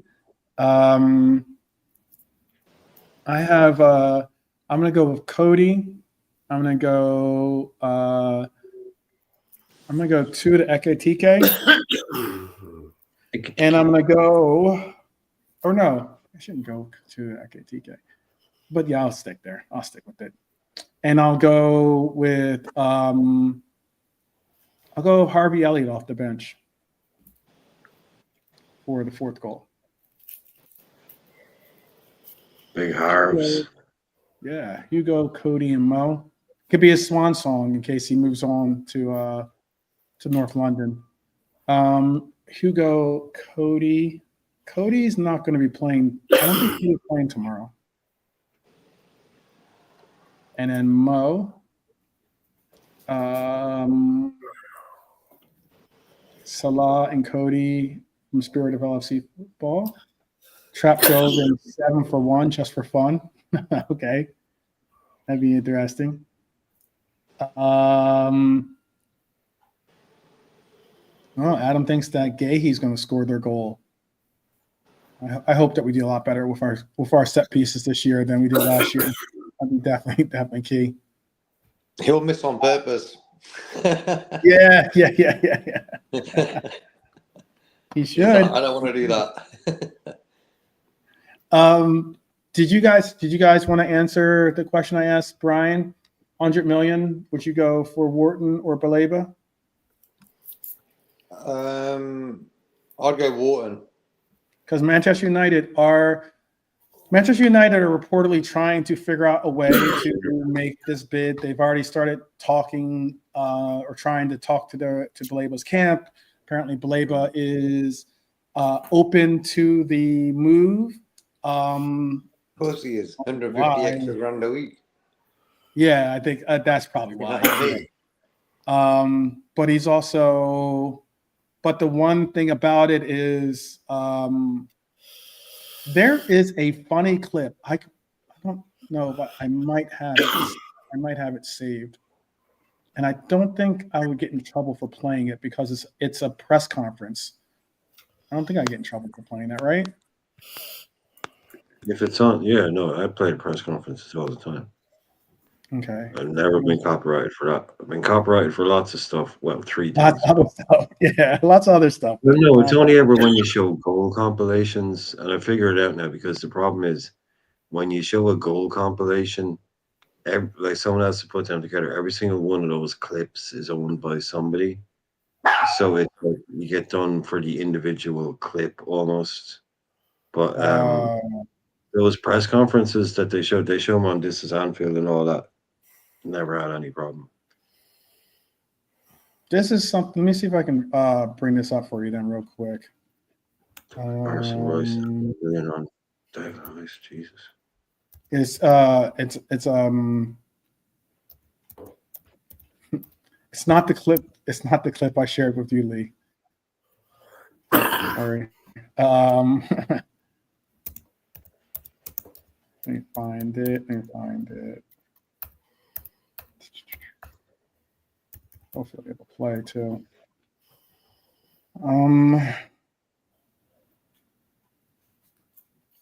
Give me 1 second. Still looking.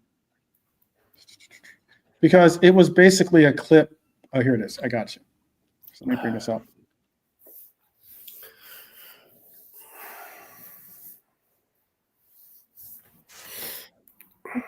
It's a short 30 some odd seconds. Let me show you the clip. And it was interesting. I thought it was interesting because it's somewhat true, the mentality that they utilize. So this is at a meet and greet, I would assume probably for like season ticket holders or something along those lines, because this guy looks like he's a fan, asking the board questions, basically. And this is for Brighton, the Brighton board. Let me bring this up. 1 second.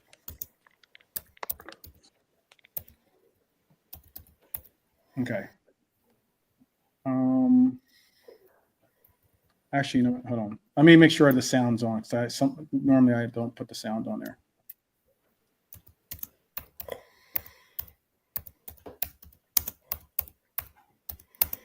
All right, this one's definitely on there.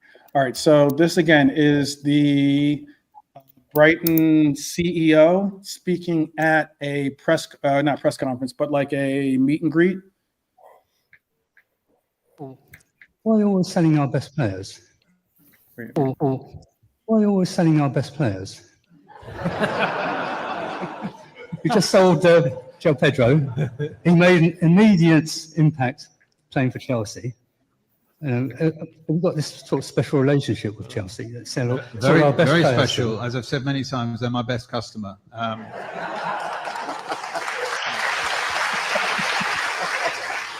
The question. We wish Joe well, and you know, Chelsea have got loyalty points with me. They keep coming back. Why are you always selling our best players? Okay. Hopefully you heard that, what he said to say, right? Could you hear it? Yeah, the best customer. You could hear it? Yeah. Yeah. Their owner's a poker player. I've seen him play a few times on that. Yeah. So he's probably in it for the win. I think he supports Brighton, but It's a bigger bit more than picture, he'd that. rather make the money, you know what I mean? And Brighton, come on. They're not going to... They could get Champions League if they tried, but they're not a guaranteed They Champions could. League team as well. They have they have a talented young coach. They have not only a talented young coach, they have obviously some very good players as well. You know, they just if they hadn't wavered a little bit last year during the season, you know, they kind of wobbled a little bit during the season. They could have made Europe. They could have even gotten higher up in the standings from last year. I think they finished about 8th. 7th, 8th, something like that. Yeah, I could double check for you. I think that they're. But as a team that's not going to really win anything, they run the club well. They make money from the players they bring through and stuff. But at the end of the day, teams like Liverpool are run totally different to these type of teams. Thank God we support Liverpool, bro. Because like, imagine that every season one of your gems just gets sold. It'd be a waste of time, bro. Liverpool, we're lucky. Now and again, it happens. Very rarely, but it happens. Coutinho, Salah, Suarez, that type of thing. 4 points. They're 4 points off of making Europe, by the way. Yeah, they're pretty close. Pretty close. And yeah, they were 4 points behind Forest. What a Yeah, that's mad. And Forest made that a great season. Fall from grace for Forest, by the way. Yeah, they're getting too big for their boots, their fans. Champions League, this, that, and the other. Yeah. It was wicked. I said it. They're not even going to get top 4, 5, or whatever it was. And they didn't. Good. Yeah. Yeah, that was maybe them thinking a little bit, you know, what they say, putting the cart before the horse or something like that, right? That's football, bro. Nothing's guaranteed until the whistle's blown. You know what I mean? Yeah. And hence, I won't moan through a game. This, that. No. The game's not over. It's like, this is the game now. And with Forest, like, they were playing well last season, don't get me wrong, but they didn't make what they should have really made. They were up there, bro. They could even challenge Arsenal at a time to get number 2. Yeah. They will false 10 football talk and tactics says he's glad we stopped selling. I don't know if we're done selling, to be honest with you. He probably means the gems. What do you say again? I think he probably means the gems. Like Salah could have been sold 2-3 years ago for big money, but we haven't really sold any of our gems now recently. Do you hear the number that they're talking about for Harvey Elliott? No. They're talking anywhere 50. From 40 to 50 million. Yeah. That's good money. No, it's good money. But as a guy on the bench, if he's happy to do so, I'd rather keep him on the bench. He'll start for Spurs, I think. Especially with Madison hurt. Madison hurt. I think he'll start for Spurs, and especially if he has some kind of like reassurance from Frank, you know, that he's going to get decent playing time. Maybe he would be open to that move simply because he wants to play for England. That's good money. Chiesa, I know they're trying to lowball us on the money that they want to spend on him, but it might be anywhere from 10 to 20 million, somewhere in that range. The Italian teams seem to always come in with like low bids. They just don't really have the money that that you see from other clubs in Premier League, especially, and even from clubs in France and Germany. Yeah. They run a tight ship, you know what I mean? They don't really want to spend nothing. Did you hear McTominay went to Napoli and got Ballon d'Or nominee? Crazy. But hey, Chiesa, do we keep hold of him? Do we sell him? What do we do? You know what I mean? I showed you that. I guess I could bring it up again, I think. Hold on, let me find it. I showed you that screen. The depth chart that we are looking at right now. I don't know if you saw this depth chart, yeah, Brian. I got that, yeah. But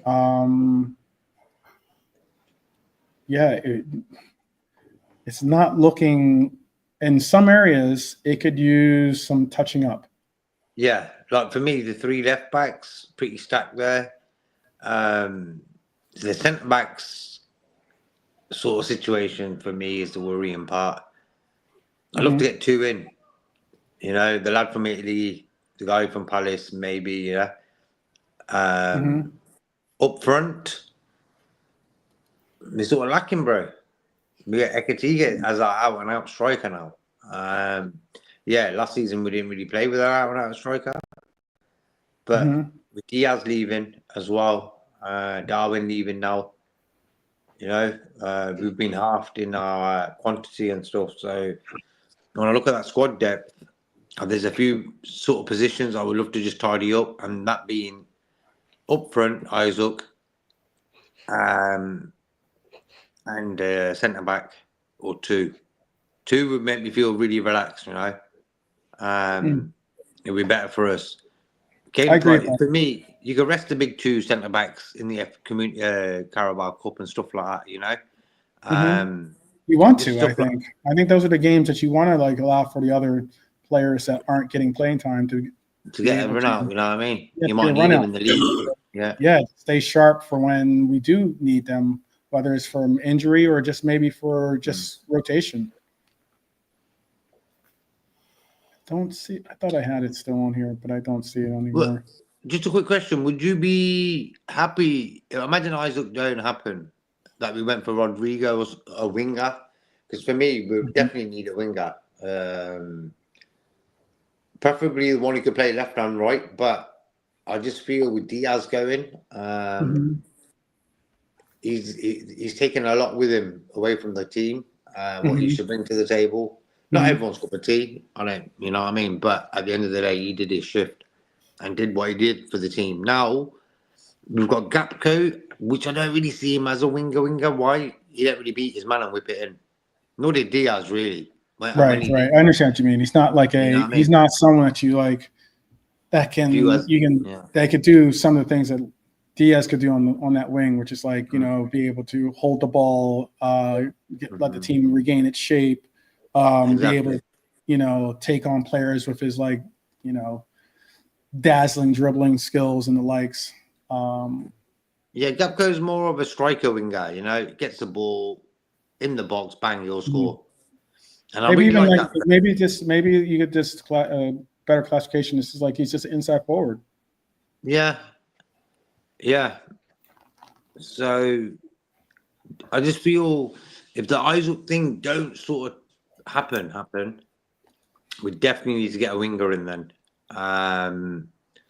Just to give Gakpo then, isn't it, on the left to start against tomorrow. I see Gakpo, Ekitiké and Salah up top tomorrow. That's the one. Huh? That's the one you were looking for.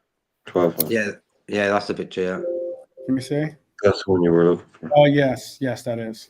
Thank you. Look, the right back, left back sort of situation, job done. We don't have to worry about that for years. Just the centre back one. Van Dijk, Reece Williams, bro. We're bringing Reece Williams to I the thought table. Reece Williams was gone, to be honest with you. Yeah, bro. And he actually did pretty well with it. This is what I'm saying about young footballers at the club. Who's looking after these guys, telling them, listen, you can't No, go he straight went. for I he was, think. I think he was Brian. okay. He was. I think. Let me pull it up. I think Brian and I were talking about this at one time because he had just gotten a move to this. It wasn't even a championship team. It was like Mansfield or something. I think Yeah, it was it was Mansfield. I think it was. Yeah, a team you wouldn't even dream about. You know what I mean? You're Yeah, I thinking, was okay, like- go to a Leeds I had to United or. look them up. I was like, what team is that? So what's he been up to make him go so poor? Like, what's he been doing? What's it like? You know what I mean, bro? Is how you Morkambi? Is that how you pronounce it, right? Oh, Morecambe. I know he was Morecambe? a team with them. Morecambe? Yeah, Okay. Morecambe. He was on loan there. That's where he was last. He was at Port Vale. Yeah, Port Vale is in Stoke. Before that, he was at Aberdeen. Not great teams, you know what I mean? Okay, Before that, he Aberdeen was at Premiership. he's been on loan for forever. He was at Blackpool before that. He was Okay, at Championship. Swansea City before that. Yeah. Yeah. Look, bro, at the end of the day, you see him when he first came on the scene, like one's out, doing really well. I thought, wow, okay, fair play to the lad. He's come in, young. He seems to be okay. I don't know what happens to him. They're in the English National League, right? Morecambe, yeah? The first team I said. How'd you pronounce it again? Yeah. Morecambe. Yeah, more Morecambe. No, he's Morecambe. African. Yeah, more. African president. Yeah, more Campbell.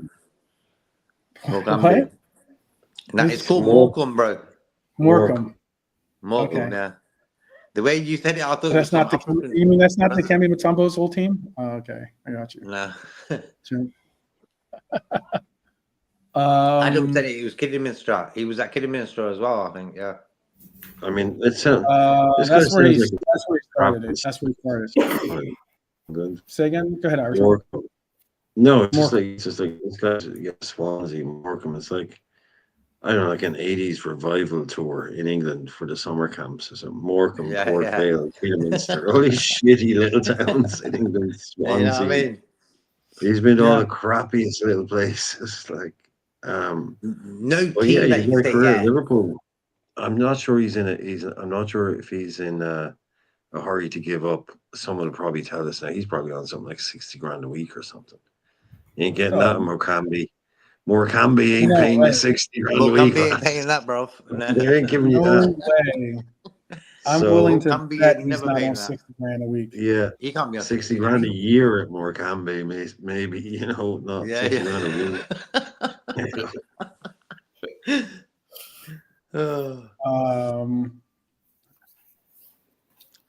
Now you got me wanting to know what his contract is. I'm gonna look it up and see. Sure, no, but sure, not Phillips was on something. Not Phillips was on like big money on his last Oh contract. Yeah. Not Phillips was like a really big wage. Like, No wonder he there's no really wonder he's disappeared going and for a few years. He wanted to get paid, didn't it? He knew. Yeah, he's not going to rip up his contract and go somewhere to play for half that. Well, probably fucking a quarter if he's lucky. Yeah. So I'm like, Reece Williams is not explicitly stated in the Not getting provided, paid.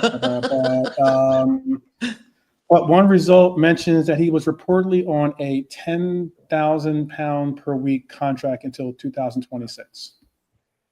I'd say he's on a bit more. Yeah, he's not on 10 grand. Anyway, yeah. Look, it is. They It's say like he's the on idea. another result indicates he's How on old a is he? base salary of $520,000 a year. So that's about 10,000. So he'll be a millionaire in 2 years if you don't spend it. How old is he? What's he? 25 now? 26? What is he? What, really?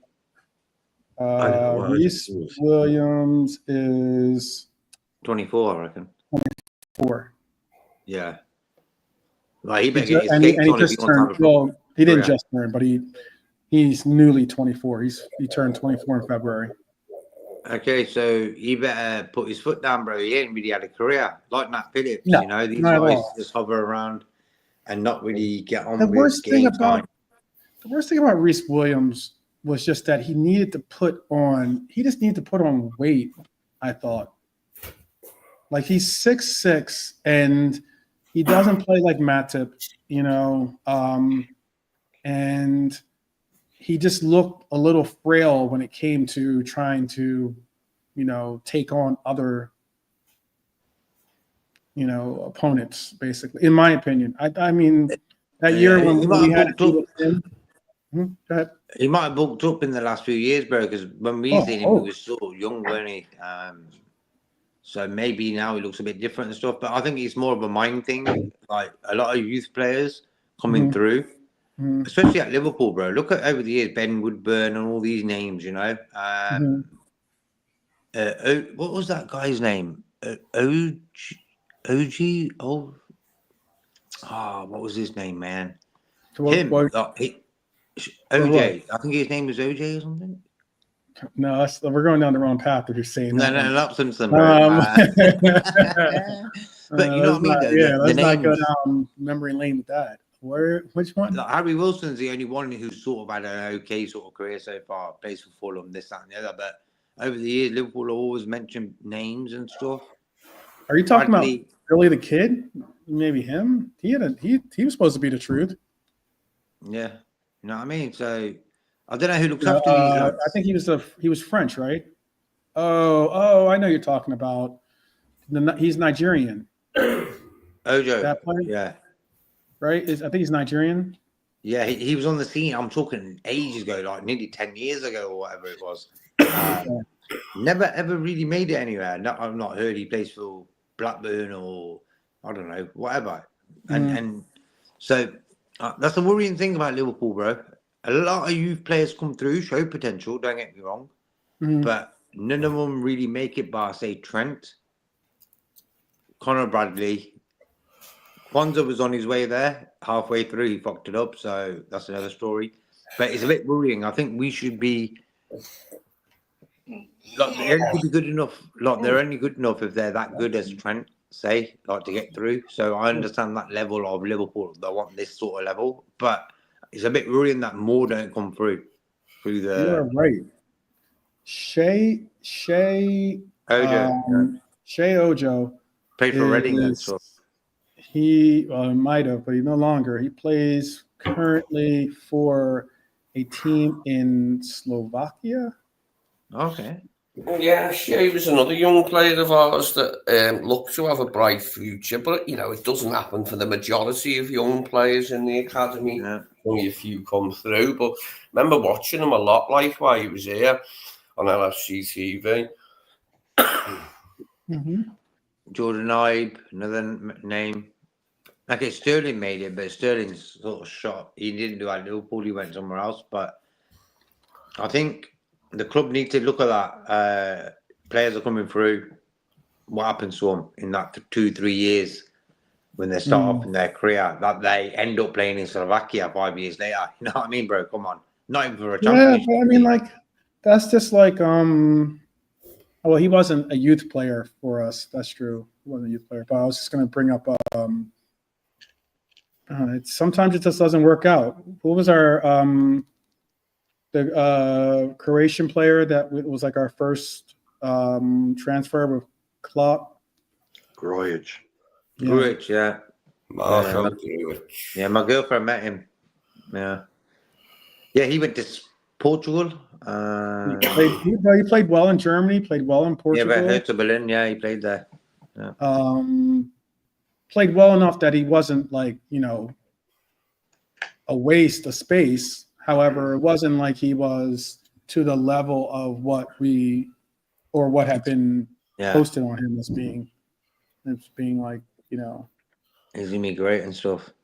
Yeah. But he Some didn't really players come make from it, some us. players don't. So Who? Who? some players make it, some don't. I mean, Yeah. it's not a new phenomenon. It's been like that for 100 years.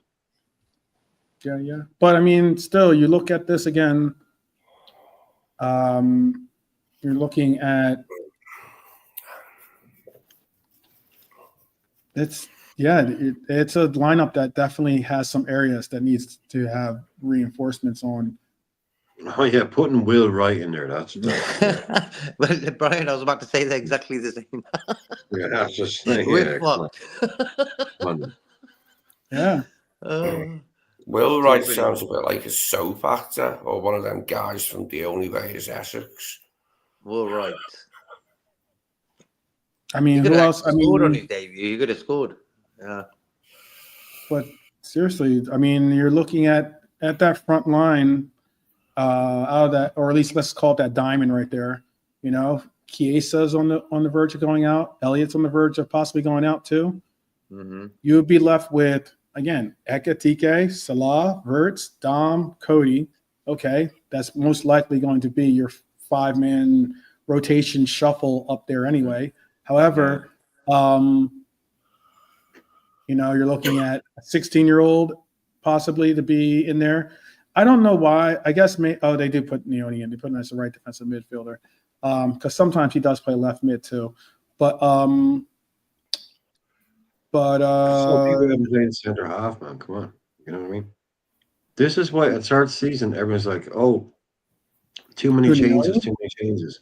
Can't make so many changes. Can't make so many changes." Said you look at what we're about to do to this team, and you realize how many changes we need. This is what I've been talking about. People saying, "I can't make that many." Can't make. Look, yes, you can, because you need it. well, we need it definitely now, certainly. Mm-hmm.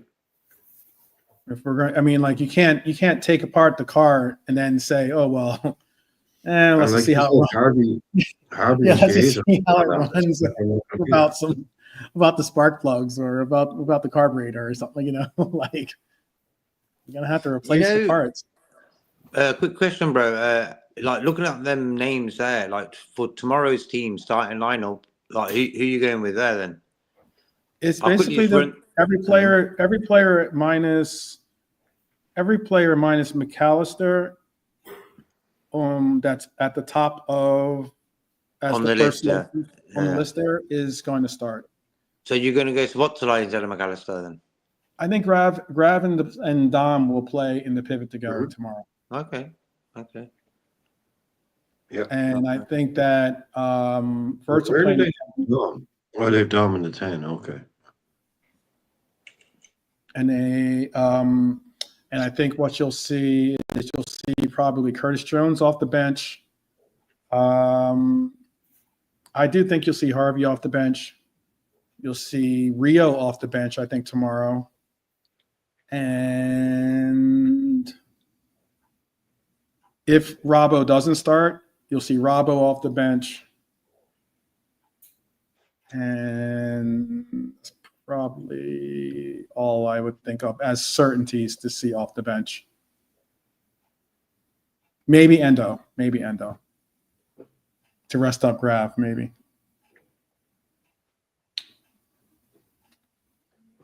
I don't know if Neoni gets in there or not, but bringing in 2 youngsters might be too much. Anyone disagree? Those are my 5 subs, at least, who I could see him subbing in. Not in that particular order, but I think those are probably the 5 subs. Oh, that worked for me. Is that okay? Any differences? Agreed? Yeah, False 10 says agreed. I would go McAllister to the Swatsala.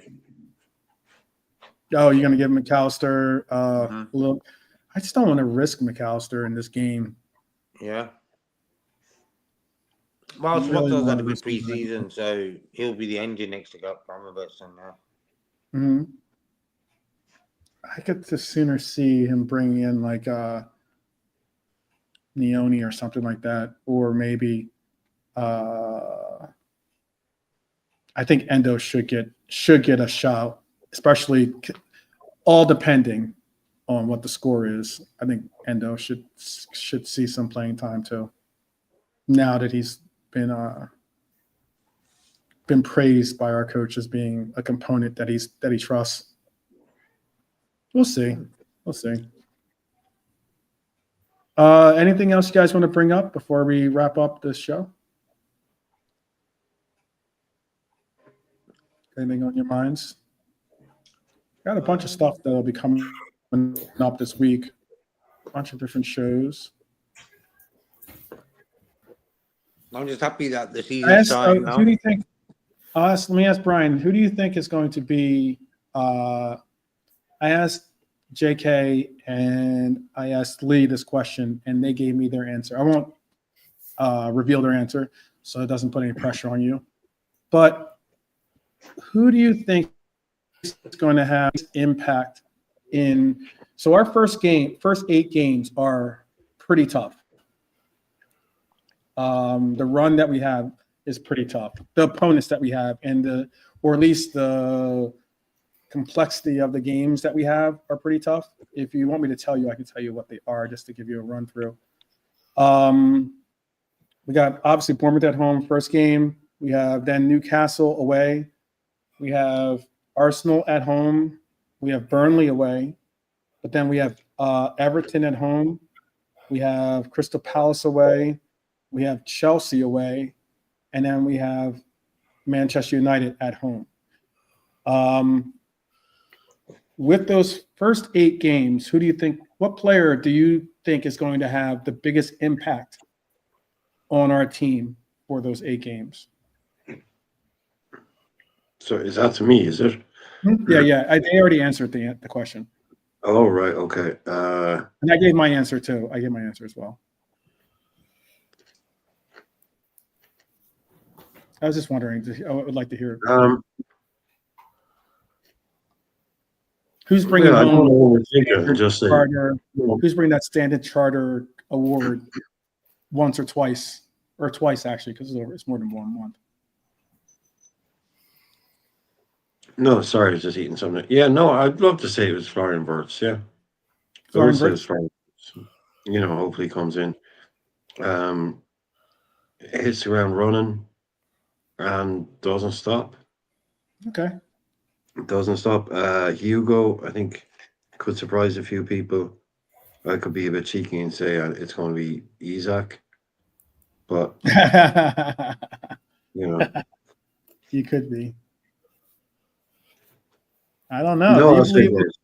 Do you believe those two? There's 2 different reports. Fabrizio said that he's definitely there's going to be a deal. It's definitely going to come. Blah blah blah blah blah blah blah. But there's also been a report that that Newcastle has told Isak that there's not going to be a deal and that he's staying. I know. It's all getting very funny. Luke Edwards having a bit of a meltdown. Everyone having a bit of a meltdown. That's what I'm not getting involved, bro. Like, up and down, he's coming, he's going, he's not, he's there, he's out. I'm like, yo, when he signs, or if you don't sign, just let me know. These twists and turns are predictable. Like, it's a massive transfer. It was never one that was going to get sorted. That's what I mean, but exactly. One foul swoop. We had to unsettle them, and now we've got to bide our time and hope, cross our fingers, that they get their act together and manage to find replacements. Because there's no doubt the lion's share of their fans now want to see him gone because he's pissed them off for saying he wants to leave. Yeah. So let's have it, you know what I mean? Replace him, and then we'll have him, and you'll have a shitload of cash. Everyone's a winner. Okay. All right.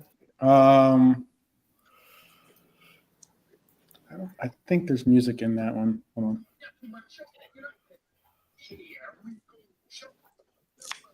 Yeah, unfortunately there's the thing I was just talking about that I sent to Lee.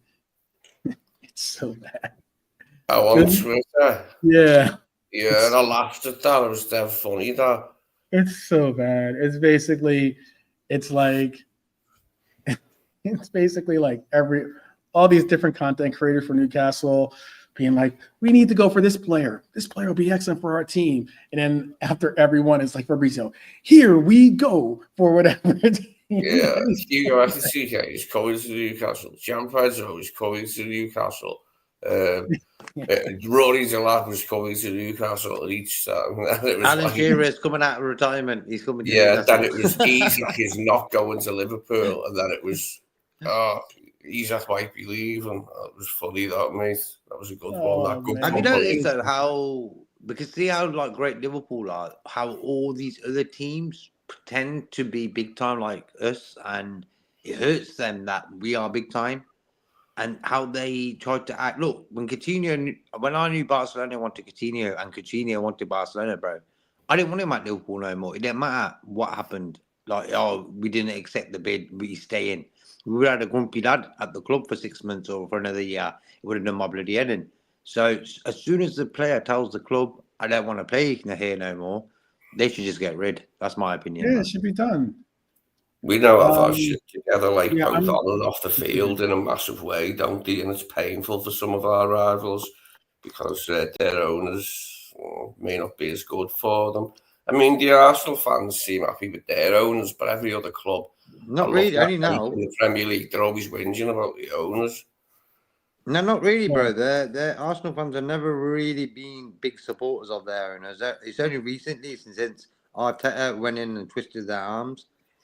Although God knows what he said to them for them to pull that money out, because the years before, bro, they weren't buying big. Our owners just started doing it like this season. They did the McAllister thing, but for me that was a much needed one because like Fabinho left, everyone, Henderson. Even it's only you know now. what? Yeah. No, go on. No, finish. I apologize. No, I'm just saying now, like our owners this season, Mhm. but they've got rid of a lot of players as well. A lot of players have left. It ain't like we've sort of improved on the people we've got rid of one or two up top and one up top, and a lot of people are left up top and stuff. So the owners are doing what they needed to do. It isn't like I'm going OTT with the owners are the best. Blah, blah, blah. No. They ain't getting that from me. Yeah. Like, You're like procedure you're moves. passing on that Kool-Aid. I know. I got you. Standard procedure maneuvers for me. That's what they're doing now. I was just gonna add though that I saw a tweet about it and it was very noble or cool of him to do, but Son could have left last year actually. I think the last year that he played this past year was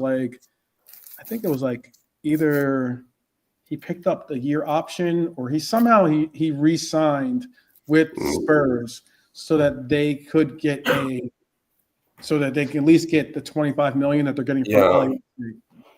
The great story for Son is that there was a good ending because he couldn't have known that Spurs would eventually win a trophy, and a fairly significant one, before he left. Not only that, the fact that he's the captain. He was the captain of that team. So he can say he did something. Ambassador for like the game and for them. He was great. Son when in his prime, like he's very dangerous forward. Yeah, when Pochettino was there, I always hated us coming up against Son and Kane when Pochettino was there. Look, it wasn't the most. I liked his honesty. I don't know if I was an LAFC fan, if I would enjoy what he had to say, in the sense that he was like, yeah, he shouldn't have said that. He said like LAFC was not my first choice. Yeah, why is he saying that for? I was like, dude, don't say that at the press conference. Don't say that. Someone should have done exactly what you just said. He's like, it's not my first choice. But then he said, after some time and after speaking with this person and that person, it became more of a natural blah blah blah blah blah. But I still would have been like, you don't have to say it wasn't your first choice. You could have just said that you didn't have plans on leaving Spurs or something. Just say it like that. Say, my first choice was to stay with my home club of Tottenham. But you know, Oh, was it? Okay. So how come they just sold him then? They thought, sod it, we'll get 25 million or whatever for it. oh, I'm just saying that's what he should have said. Yeah. So That's what he I should don't have know, said. weird. I don't think he meant. I think that's what he meant. To be honest with you, I think he wanted, like he said, he wanted to end his career at Spurs. God bless him. But like obviously he lost a step, or he just couldn't keep his fitness to the levels that he was going to be able to maintain a career in at the club. And they got it was I wouldn't say it was completely similar to Mane, but it was in essence like this. We got the same amount of money. Well, for me, Son last season wasn't great. It's probably the worst I've ever seen him play, and I was realizing it's mad how it happens. But yeah, he wasn't the Son of old, last season. I realized that. Yeah. Hence why seeing him move. Okay, I understand it. Yeah, no doubt. I mean, I'll say about my beloved Bobby. Bobby wasn't exactly the Bobby of old. The injury started to catch up with him a little bit, but I mean, he could still play a part. Son could still play a part too, similar to KDB. KDB's not to the level that he would like. Yeah, that's a bit weird. He's gone to Italy. But he could still play a part. It's just a matter of how do you implement that part, in my opinion. So, could you ever dream of that McTominay and Kevin De Bruyne are going to be playing together in a team together? Yeah. Oh, it's mad. That's mad. Don't understand it. Fair play. Yes, we were, Joe. We were just talking about Son. Irishman, Omar is saying peace out to you. Oh, okay. See you, man. Take it easy. Yeah. Tell me shut up about what? No, I think he's laughing and saying hearts behind it. I think that was just. I guess you guys have an inside joke or something. No. Yeah, sure. Adam saying Son deserved to go to a bigger club in his prime. Yeah. Oh, totally. I should have gone to Madrid about 8 years ago. That man.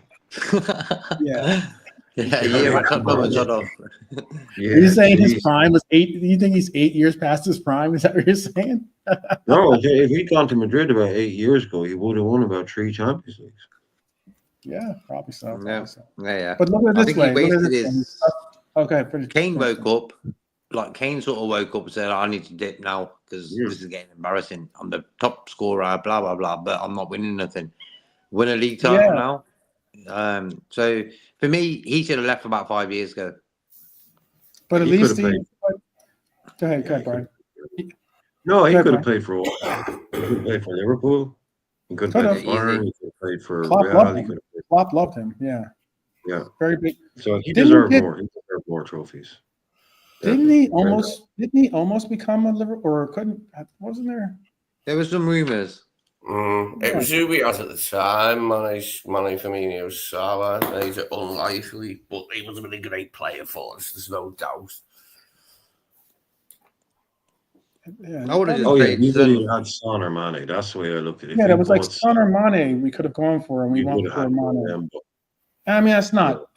You can't really compare. But for me, Mane have at least a couple of league titles, proper league titles under his belt. But he was good enough. At his peak, he was good enough to play for pretty much anybody in Europe, I think. Yeah, Barca, Bayern, anyone. Yeah, anyway. Yeah, for me, the best Asian player to play in the Premier League ever. Yeah. Well, maybe. Endo's still playing. What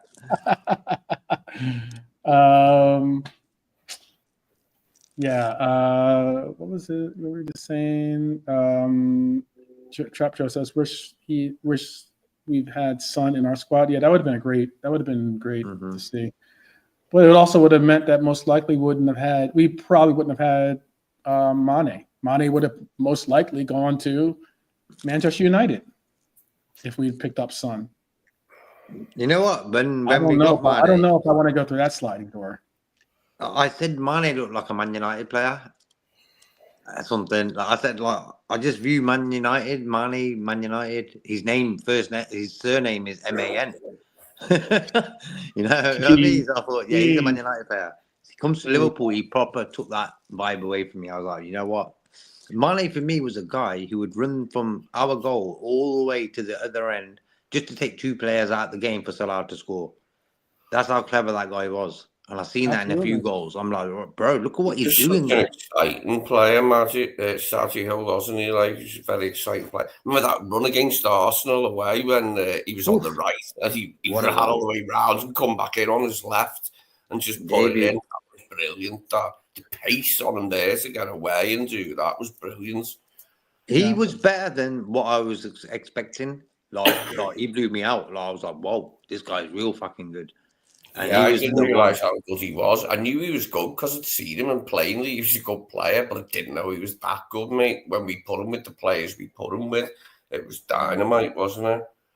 It was love. Would you say? I know you don't like rate. I know you don't like doing the whole rating of red versus red, JK.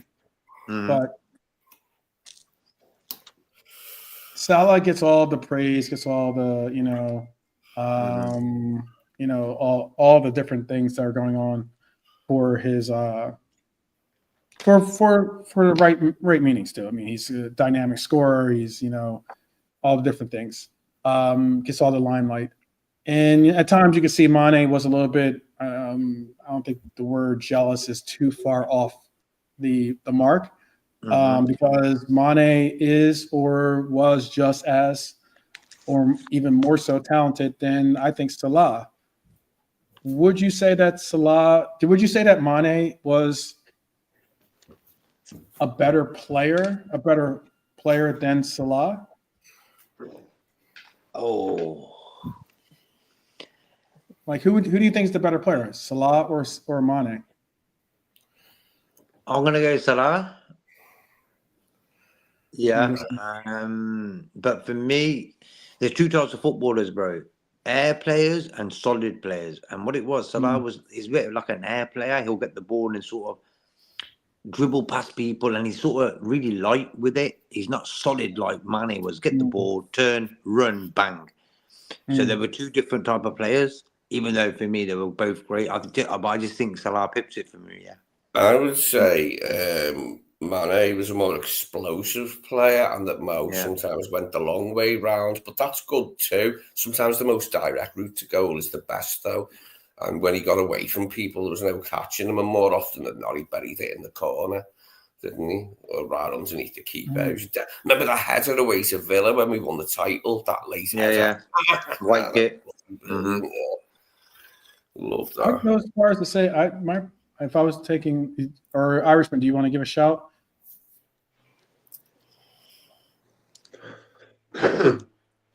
Excuse me, sorry. Yeah, like you said, you're talking about two of the best. So two of the best players. Look, Mane, or look, Salah's. Excuse me, Salah's numbers they speak for themselves, and he's still here now doing it, changing his game, becoming more of a playmaker, becoming more of a creator, which you're going to see a lot more of next season, I think. So, let's wait until they're both finished. But to me, I think, look, I think even Mane's going the arc of their. I just meant like at the. Maybe. But I think even now, Mane be like, Mo was a better goal scorer. I was a better this, but they complemented each other absolutely perfectly. Yeah. Excessively. Oh yeah. How old is Sadio now? Is he about 34? He's not quite there yet. So he's about a year or 18 months older than Mo or something, is he? He's 33. 33. But yeah, he ain't that much difference in age. No, they're pretty much the same age, basically. Yeah. So like Mo's and it feels like Mane that ages ago. Yeah, Mo's outlasted him at the top, hasn't he? Because I think they're a year apart. Because he's because what is Mo, 34, right? Yeah, Mo's had a much more But Mane's just turned 33. He turned 33 in April. Yeah.